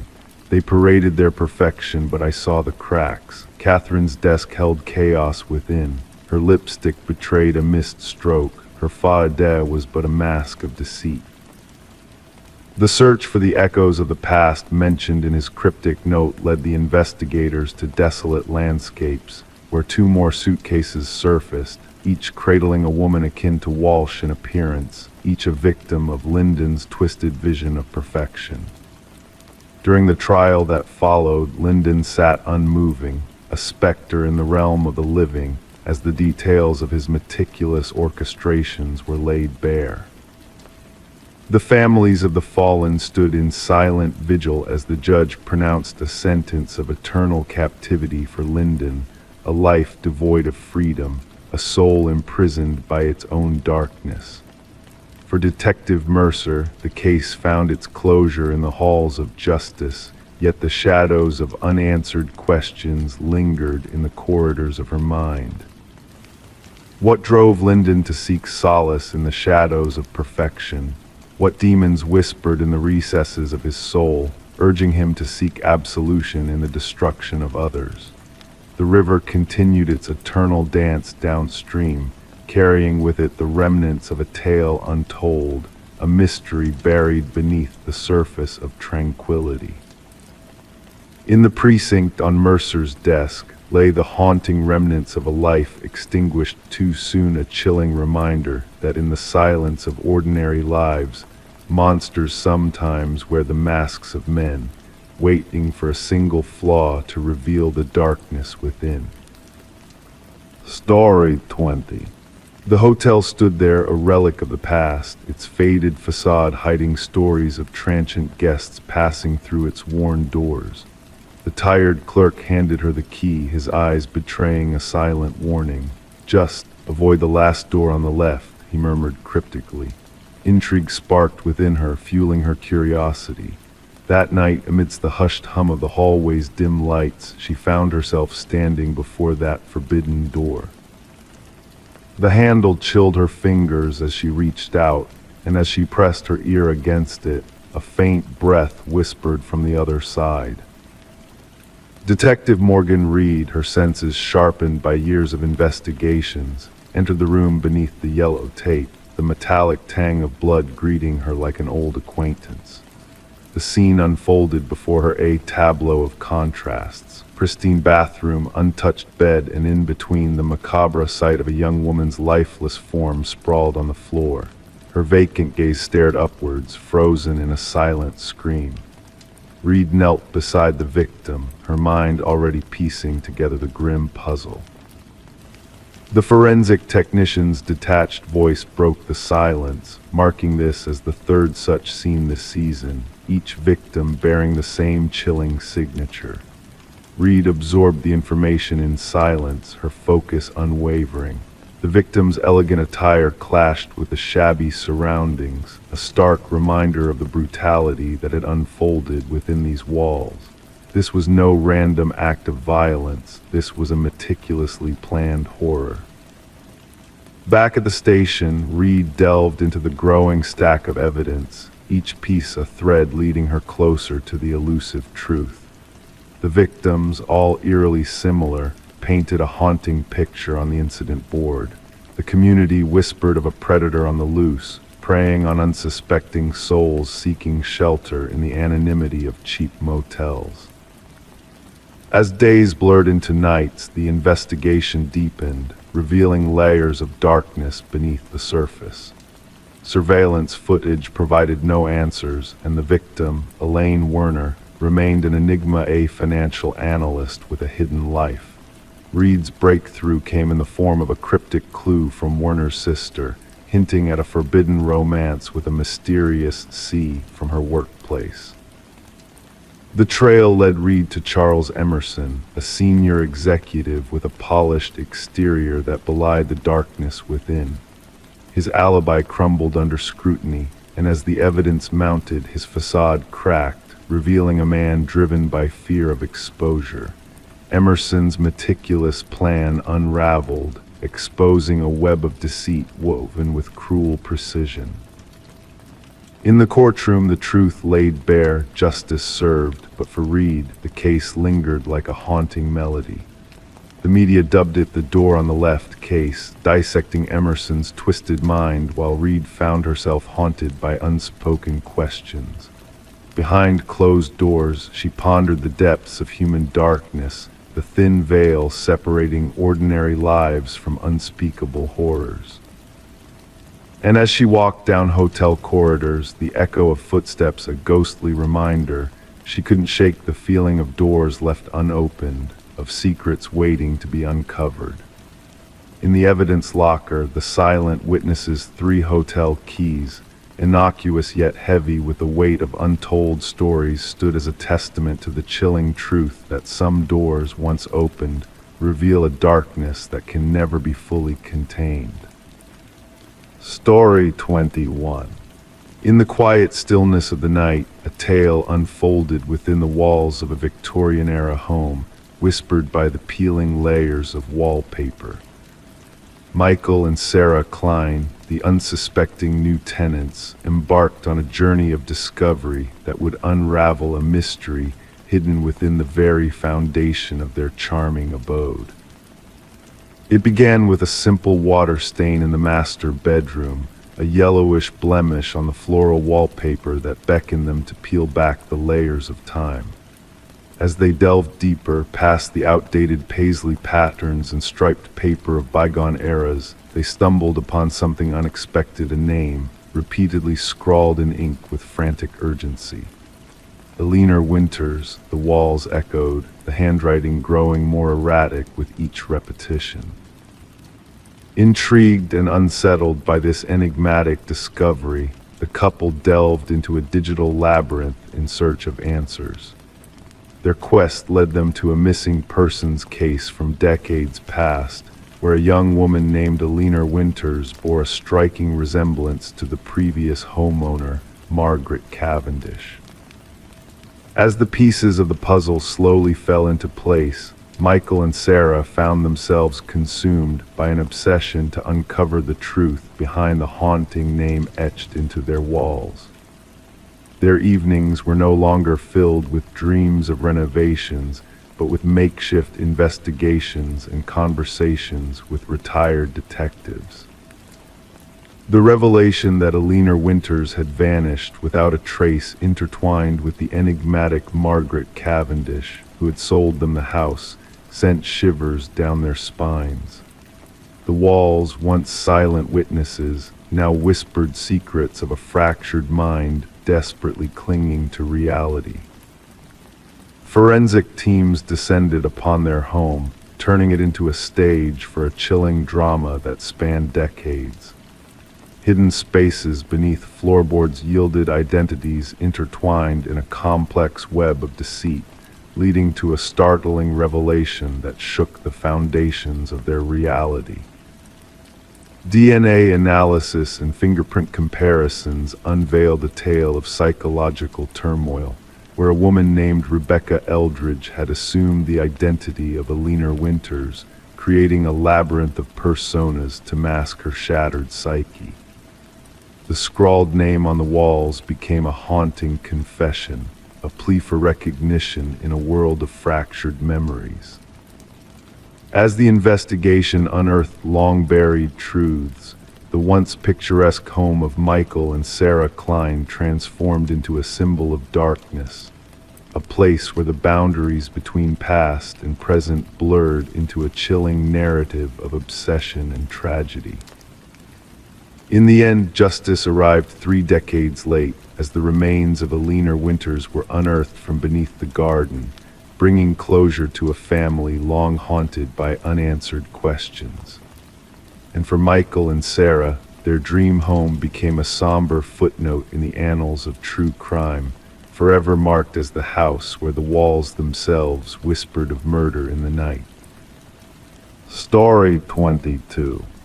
Renovations always have a way of unraveling mysteries hidden within the fabric of time.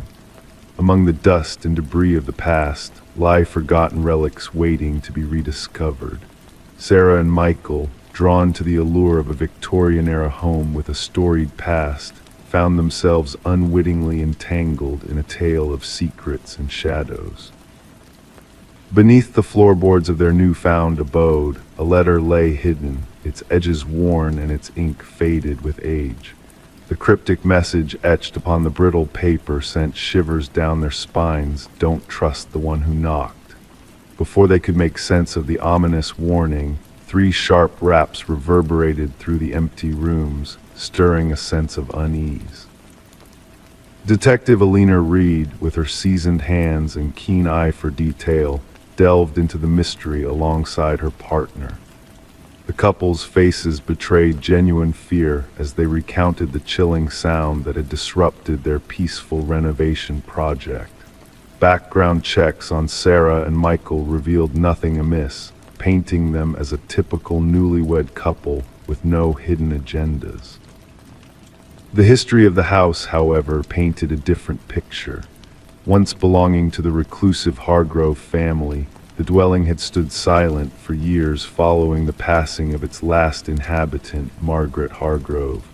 A widow with no known enemies, Margaret's life seemed unremarkable at first glance. But as Detective Reed peeled back the layers of time, a darker truth began to emerge. Forensic analysis of the mysterious note dated it back 2 decades, hinting at a time of turmoil and fear. Margaret's sister, in a frail whisper, revealed a tale of debts unpaid and a shadowy figure known only as the collector. Franklin Hargrove, once a respected teacher turned recluse, had fallen into the clutches of gambling debts, leading to a tragic turn of events that had remained buried for years. As the investigation unfolded, the truth revealed itself in bone-chilling clarity. Beneath the house, hidden from prying eyes, lay the remains of Victor Mercer, the enigmatic collector who had met a grim fate at the hands of Franklin in a moment of desperation. Margaret, torn between love and loyalty, had helped conceal the truth, living out her days haunted by the echoes of past sins.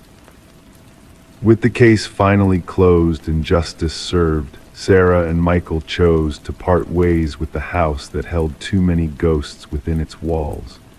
The once grand home now stood empty, its secrets echoing through the halls in the dead of night.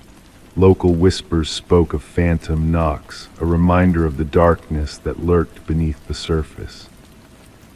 The note, now a piece of evidence in a cold case file, bore a chilling admonition that lingered in the air like a ghostly whisper: don't trust the one who knocked. In the end, Detective Reed pondered the unsolved mysteries that lingered, reminding us that some truths are better left buried in the shadows of the past. Story 23. The old Polaroid held secrets within its faded frame, a forgotten birthday frozen in time. Among the smiling faces and flickering candles, a hidden presence lurked, unnoticed by those captured in the snapshot. The daughter, Sarah Winters, stumbled upon this eerie revelation while sorting through her late mother's belongings in the attic. A box labeled Memories revealed a collection of aged photographs, each telling a story of past joy and togetherness. Initially meant to bring comfort, the photos soon unveiled a chilling truth. In the background of every picture, a mysterious figure loomed, gradually drawing closer with each passing snapshot. The man, obscured in shadow, appeared out of place, a phantom intruder in the cherished family moments. Sarah's heart raced as she traced his progression through the images, a silent specter haunting the scenes of her childhood. Puzzled and unnerved, Sarah turned to her father for answers, but his denial only deepened the mystery as he insisted that no stranger had been present during those gatherings. Determined to unravel the enigma, Sarah sought the help of Detective Marcus Reed, a seasoned investigator with a keen eye for detail. Spread out on the detective's desk, the photographs painted a haunting narrative of the spectral figure's steady advance towards the unsuspecting children. Reed's scrutiny revealed a pattern, a calculated movement that defied logical explanation. As rain tapped against the windows, the detective delved into the enigma, his curiosity piqued by the inexplicable presence that eluded memory and recognition. With each enhanced image, the shadowy figure revealed more of his hidden identity, a scar, a ring, a faint reflection that hinted at a dark past. The breakthrough came when dental records linked the phantom to Robert Keller, a long-missing maintenance worker tied to decades-old child abductions in the region. Keller's sinister connection to the vacation property where Sarah's birthday had taken place sent shivers down the detective's spine. Further investigation unearthed a trail of buried horrors, linking Keller to past disappearances that had haunted families for years. The discovery of remains near one of the rental properties confirmed the grim fate of a missing child, bringing closure but also reopening old wounds. Sarah, alone in her thoughts, grappled with the weight of the revelations, the shadowy presence in the photos now exposed for the malevolent force it represented. As justice finally caught up with the hidden figure from the past, Sarah gathered the damning evidence, the photos that bore witness to a dark chapter in her family's history. The box of memories now held a different significance, a testament to the unseen dangers that lurked within seemingly innocent celebrations. In the quiet of her apartment, Sarah reflected on how a single snapshot had unveiled a web of tragedy, connecting lives across time in a chilling dance of shadows and secrets. Story 24. In the hushed solitude of her bathroom, she gently wiped away the veil of steam from the mirror, revealing her reflection staring back at her. Yet as her eyes lingered on the familiar image before her, a subtle disquiet began to stir within her. Everything appeared as it should her face, her attire all unchanged. But beneath the surface, a sense of unease started to unfurl. A flicker, a mere whisper of movement caught in the corner of her eye, not of her own making. And then, as she turned away, a peculiar sensation lingered, a feeling of being watched by the unmoving reflection that remained fixed in place. Thus unfolded the enigmatic tale of Rebecca Thorne, initiated by that unsettling moment in her modest abode. A solitary dweller in a tranquil suburban enclave, Rebecca was known to her acquaintances as methodical, reserved, a woman who navigated her world with precision while maintaining a polite distance. Her occupation as a data analyst bestowed upon her a life governed by routine and exactitude, offering no hint of the enigma that would enshroud her in the years to come. The enigma commenced innocuously. trivial displacements of objects within her living quarters, insignificant in themselves, merely rearranged, not missing. A coffee mug shifted to an unfamiliar shelf, books resettled, her toothbrush perched on the wrong side of the sink.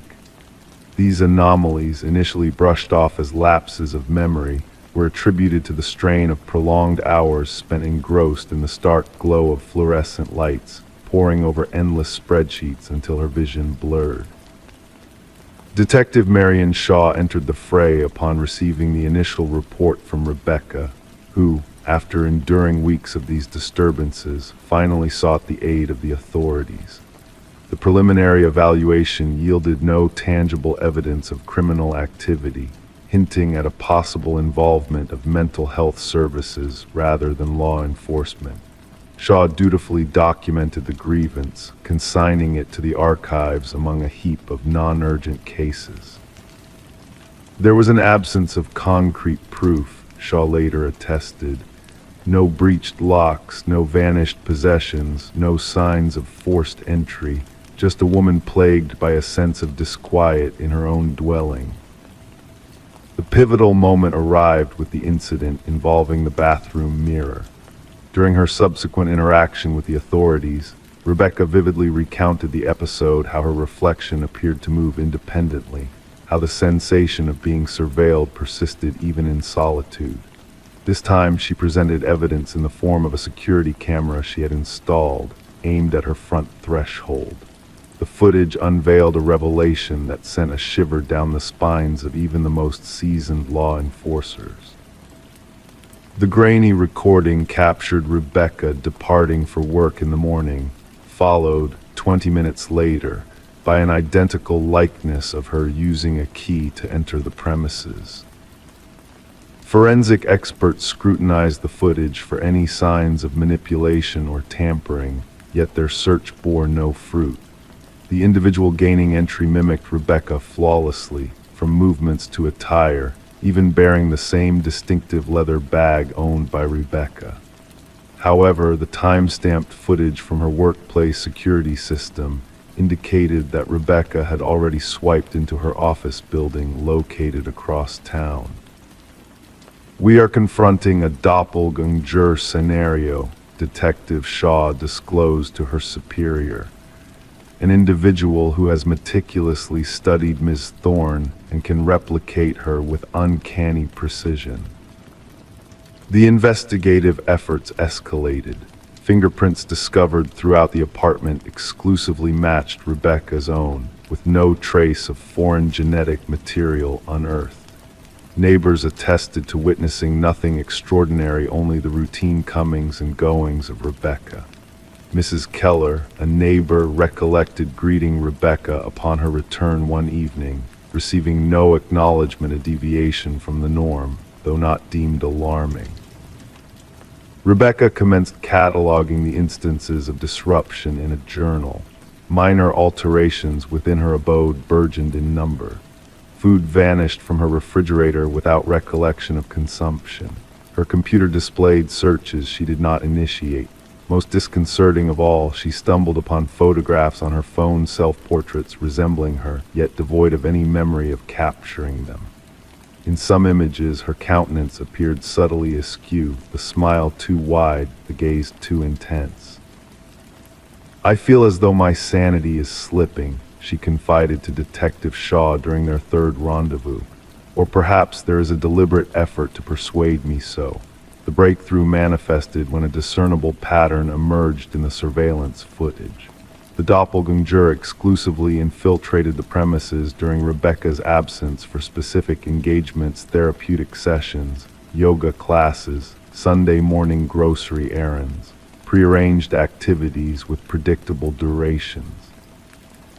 "An individual well acquainted with your routine," Shaw elucidated. "This is not a random occurrence. This is targeted surveillance and infiltration." A forensic psychologist postulated that they were grappling with a case of fixation, an individual fixated on assuming Rebecca's identity, perhaps with the intent of ultimately supplanting her entirely. Such occurrences, though rare, were documented in the annals of psychological literature. The culprit typically underwent a psychological rupture and fixated upon a victim embodying qualities they coveted: stability, beauty, success, normalcy. The investigation veered toward a focal point when Rebecca mentioned a former colleague, Lily Winters, who had been terminated due to a burgeoning display of erratic behavior. Lily had collaborated closely with Rebecca, often remarking on the resemblances between them. Following her dismissal, Lily dispatched a series of unsettling emails to Rebecca, one of which read, "We could be interchangeable. There are moments when I feel more akin to you than you do." Detective Shaw secured a warrant to scour Lily's residence. The discoveries therein transfigured the case from unsettling to chilling. A chamber within Lily's abode had been metamorphosed into a shrine-like replica of Rebecca's bedroom, adorned with an array of photographs, countless snapshots of Rebecca arriving home, shopping, socializing, all clandestinely taken. A wardrobe in a closet harbored exact duplicates of Rebecca's attire. Makeup brands identical to those favored by Rebecca adorned a vanity, alongside intricate notes chronicling her mannerisms, speech cadences, and daily routines. Particularly incriminating were the rehearsal videos. Lily had documented herself mimicking Rebecca's gait, gestures, expressions, with the progression evidencing a transformation from clumsy mimicry to near indistinguishable replication of the authentic Rebecca. "She yearned to assume my identity," Rebecca murmured upon beholding the evidence. "Her objective was not merely to imitate me, she sought to obliterate me." Forensic technicians unearthed sophisticated paraphernalia for crafting duplicates of keys and cloning electronic access cards. Lily had upheld an elaborate system for monitoring Rebecca's movements, inclusive of a diary replete with meticulous projections of her agenda. What remained inscrutable to investigators was Lily's ultimate motive. Journals uncovered in her domicile featured incoherent entries vacillating between the first and third person, occasionally alluding to Rebecca as both me and her within a single paragraph. The closing entry sent a chill down the spines of those involved. "In due course, only one of us shall endure. The stronger rendition shall prevail." When authorities moved to apprehend Lily, she had vanished without a trace. Signs of a hurried departure were evident in her residence drawers left ajar, certain technology conspicuously absent. A nationwide alert was disseminated.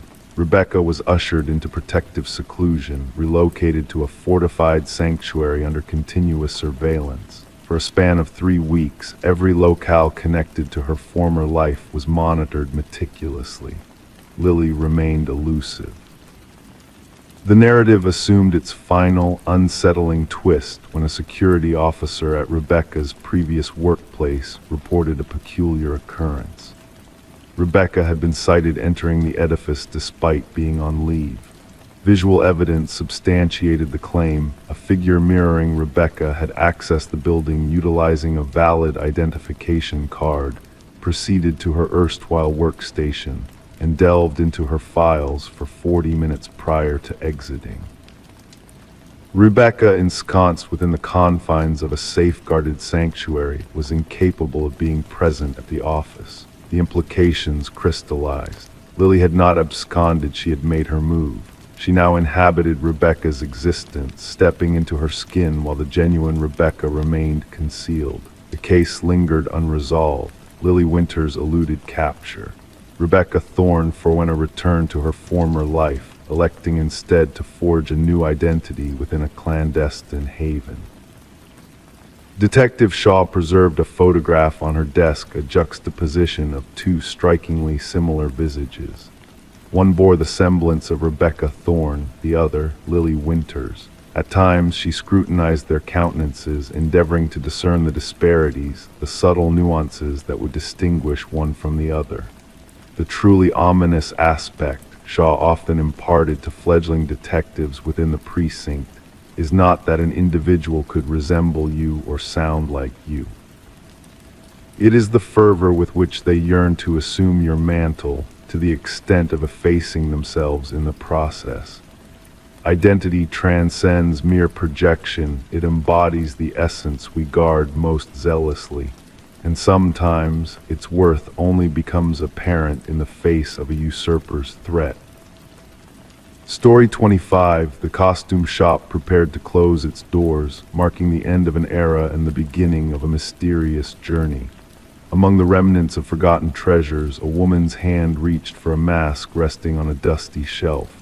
Its delicate features held an unsettling lifelike quality that captured her attention. As she placed it on the counter to purchase, the cashier hesitated, a flicker of uncertainty in his eyes. "That's not ours," he muttered cryptically, casting a shadow of doubt over the transaction. Perplexed, the woman checked for a tag, but none could be found. Dismissing the cashier's warning, she decided to take the mask home with her. That night, the stillness of the dark was broken by a soft sound, a whisper of fabric shifting in the shadows. Startled awake, the woman known as Catherine Reed searched for the mask she had left on the dresser earlier. To her horror, it was no longer there. Instead, it sat ominously on her nightstand, its gaze fixed upon her like a silent sentinel. It was a neighbor who stumbled upon a chilling scene the next morning. The front door stood ajar, allowing a sliver of morning light to pierce the darkness of Catherine's home. The borrowed book the neighbor intended to return lay forgotten as they discovered Catherine's lifeless body on the bedroom floor, the mysterious mask nowhere to be found. Detective Morgan arrived at the scene, where forensics meticulously documented the haunting tableau. The rhythmic clicks of the camera shutters echoed against the backdrop of whispered conversations. An officer noted the absence of forced entry, while the detective's keen eyes absorbed the subtle details of the room. A partially open drawer, a lipstick-stained water glass, mundane yet significant in the context of the tragedy that had unfolded. The medical examiner's examination yielded more questions than answers.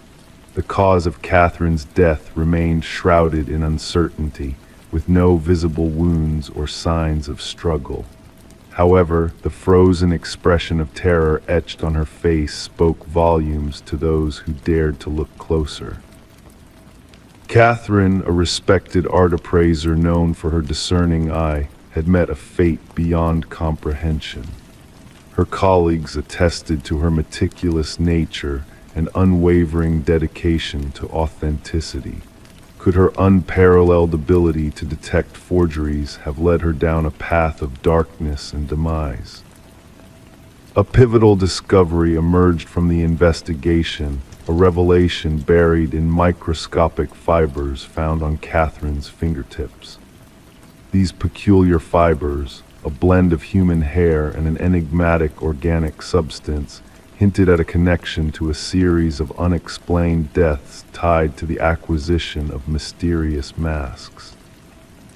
Retired detectives, haunted by past cases with similar eerie patterns, shed light on a chilling truth. Behind the interior lining of each mask lay ancient symbols hinting at a sinister ritual involving soul transference, a concept too macabre to fathom. As the investigation unfolded, a journal hidden within Catherine's apartment unveiled a tale of escalating dread. Her frantic entries detailed the mask's malevolent sentience, its relentless gaze and sinister purpose. Each mask, a harbinger of death, sought out a new host in a cycle as old as time itself. The elusive nature of the mask, coupled with sightings captured on surveillance footage, painted a harrowing picture of a malevolent force at play. A figure wearing the mask with Catherine's likeness but devoid of humanity stalked the night, leaving a trail of fear and uncertainty in its wake. The hunt for the mask led investigators on a trail of whispers and shadows, culminating in its reappearance in a distant vintage shop. Yet its sale slipped through their fingers, leaving behind more questions than answers. The case, officially unsolved, lingers in the detective's mind as a chilling reminder of the darkness that lurks in the periphery of our reality. The journal, a testament to Catherine's harrowing ordeal, remains a silent witness to a truth too unsettling to ignore. As the night descends, a sense of unease lingers in the air, a whisper of movement in the darkness. The detective, haunted by the specter of the mask and the cycle of death it perpetuates, finds solace in the quiet vigilance of her locked doors and windows. For somewhere out there, the mask bides its time, waiting to ensnare another unwitting soul in its malevolent embrace. A vessel of ancient power, a harbinger of terror, the mask remains an enigma waiting to be unraveled by those brave enough to confront the darkness that lies beneath its haunting facade. Story 26. The worn wooden plank gave way under her foot, a subtle shift that caught her attention. Bending down, she traced her fingers along the edges, sensing the hidden void beneath the floor. With gentle precision, she lifted the boards, unveiling a dark, narrow space lurking beneath the house.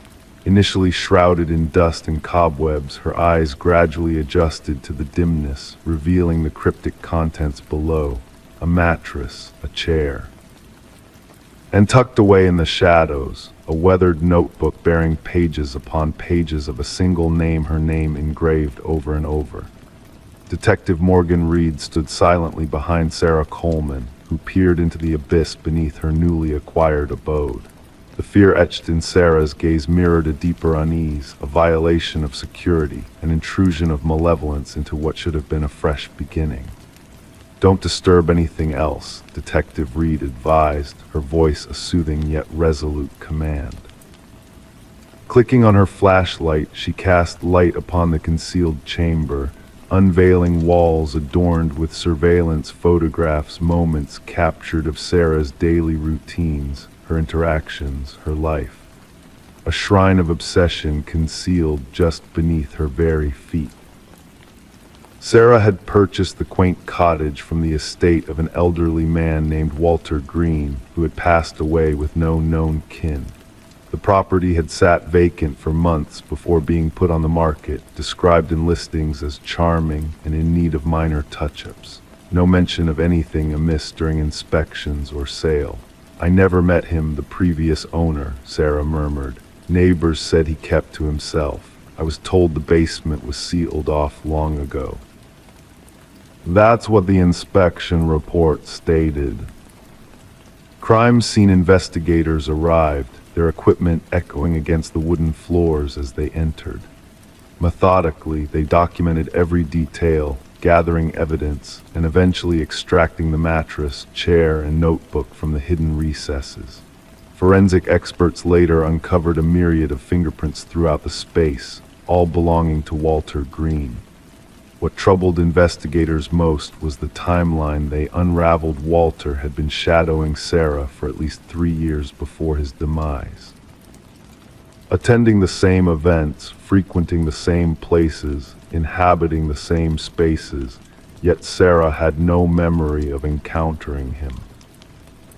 This level of fixation often escalates, the department's psychologist explained during a briefing. From fantasy to planning, the concealed room suggests a more ominous intent. Detective Reed's inquiry took an unforeseen twist when she interviewed Walter's former coworker from the local shopping center's maintenance department. Anxious, he fidgeted with his wedding ring throughout their conversation. Walter mentioned her at times, he confessed, said she reminded him of someone. "I thought it was just an old man's crush. I never imagined," his voice trailed off, eyes fixed on his hands. "Did he speak of any schemes involving her?" Reed probed. "Not directly, but he had this phrase he'd repeat, about how she belongs with me. I thought it was mere words." Obtaining a warrant to explore Walter's workplace locker, Untouched since his passing, they discovered a key unrelated to any locks in his residence. The serial number led them to a storage unit registered under his name. Grating as it opened, the metal door revealed meticulously arranged replicas of Sarah's former abode, her bed, her desk, even her living room furnishings. A duplicate of her living space down to the minutest details. A mannequin with a wig mirroring Sarah's hairstyle sat at the replica desk.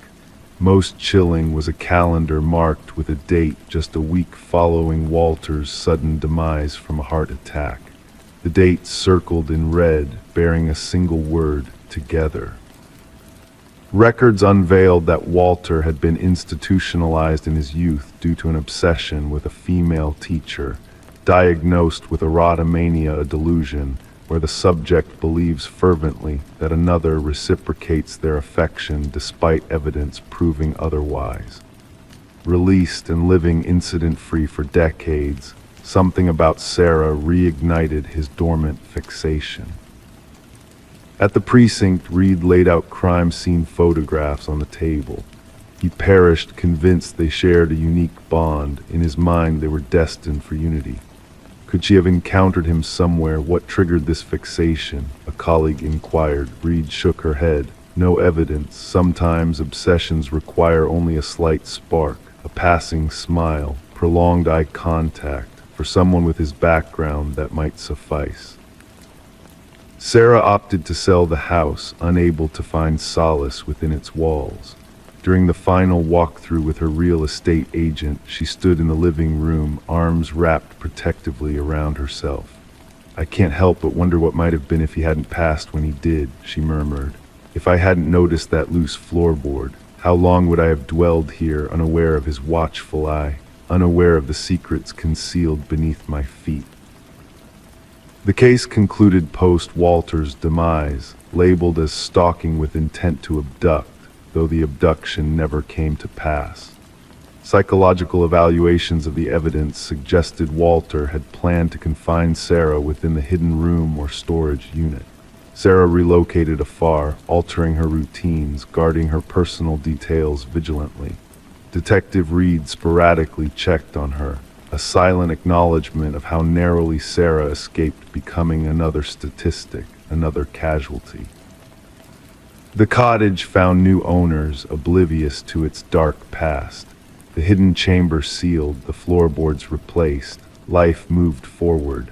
Yet for those privy to the truth, the tale of the room beneath the floor served as a haunting reminder of unseen perils, of monsters who evade capture, and of victims oblivious to how close they skirted their own demise. Story 27. The dwelling had sat untouched for countless seasons, a silent witness to the passage of time. Whispers from the neighbors spoke of its haunting past, a tale of a young woman who vanished without a trace, leaving behind a shroud of mystery. As the new inhabitants crossed the threshold, a peculiar discovery awaited them: a bedroom sealed shut, secrets concealed within. With a determined effort, they breached the barrier, unveiling a realm frozen in time, where the air hung heavy with neglect and the scent of aged dust. Within this chamber of forgotten dreams, the bed lay pristine, the mirror devoid of blemish. A lone candle stood as a sentinel, its essence spent, leaving behind only remnants of hardened wax, a silent testimony to the passage of time. And there upon the desk lay a notebook, its pages adorned with fresh ink, a silent witness to the enigmatic events that transpired within those walls. Detective Morgan delved into the cryptic writings of Elise Winters, a young soul lost to the shadows, her final words etched with urgency and fear. The intricate script revealed a narrative of unseen watchers and ominous premonitions, hinting at a lurking danger that had enveloped Elise on that fateful night. The detective's keen gaze absorbed every word, every line, as forensic experts combed the room for elusive clues. Elise's meticulous handwriting painted a portrait of a woman on the brink of revelation, her quest for truth leading her down a treacherous path. As the investigation unfolded, a tapestry of deceit and betrayal unfurled before them. Elise, once a diligent paralegal entangled in the web of corporate malfeasance, had stumbled upon a web of deceit within the confines of the prestigious Harriman and Associates. Dark secrets lurked within the folds of financial transactions, veiled behind a facade of respectability. The room held no overt signs of struggle or violence, yet it bore witness to a clandestine battle of wills, a silent war fought in the shadows. The candle, now a mere remnant of its former glory, whispered of secrets buried deep within the confines of the room. The investigators, relentless in their pursuit of truth, unearthed a hidden compartment, a gateway to a realm of hidden truths and damning revelations. The evidence spoke of a conspiracy woven with threads of treachery, a tapestry of deception that ensnared the unsuspecting.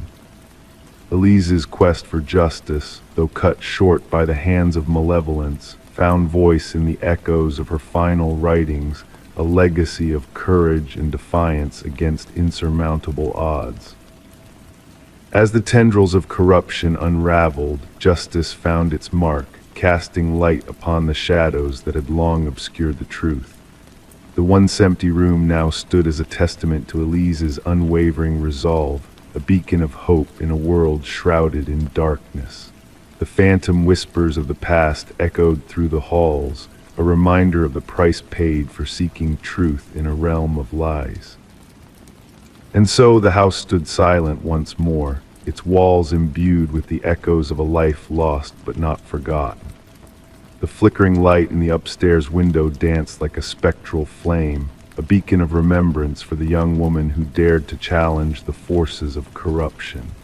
In the hushed stillness of the night, justice prevailed, casting its gaze upon the forgotten room where Elise's spirit lingered, a silent sentinel against the tides of injustice.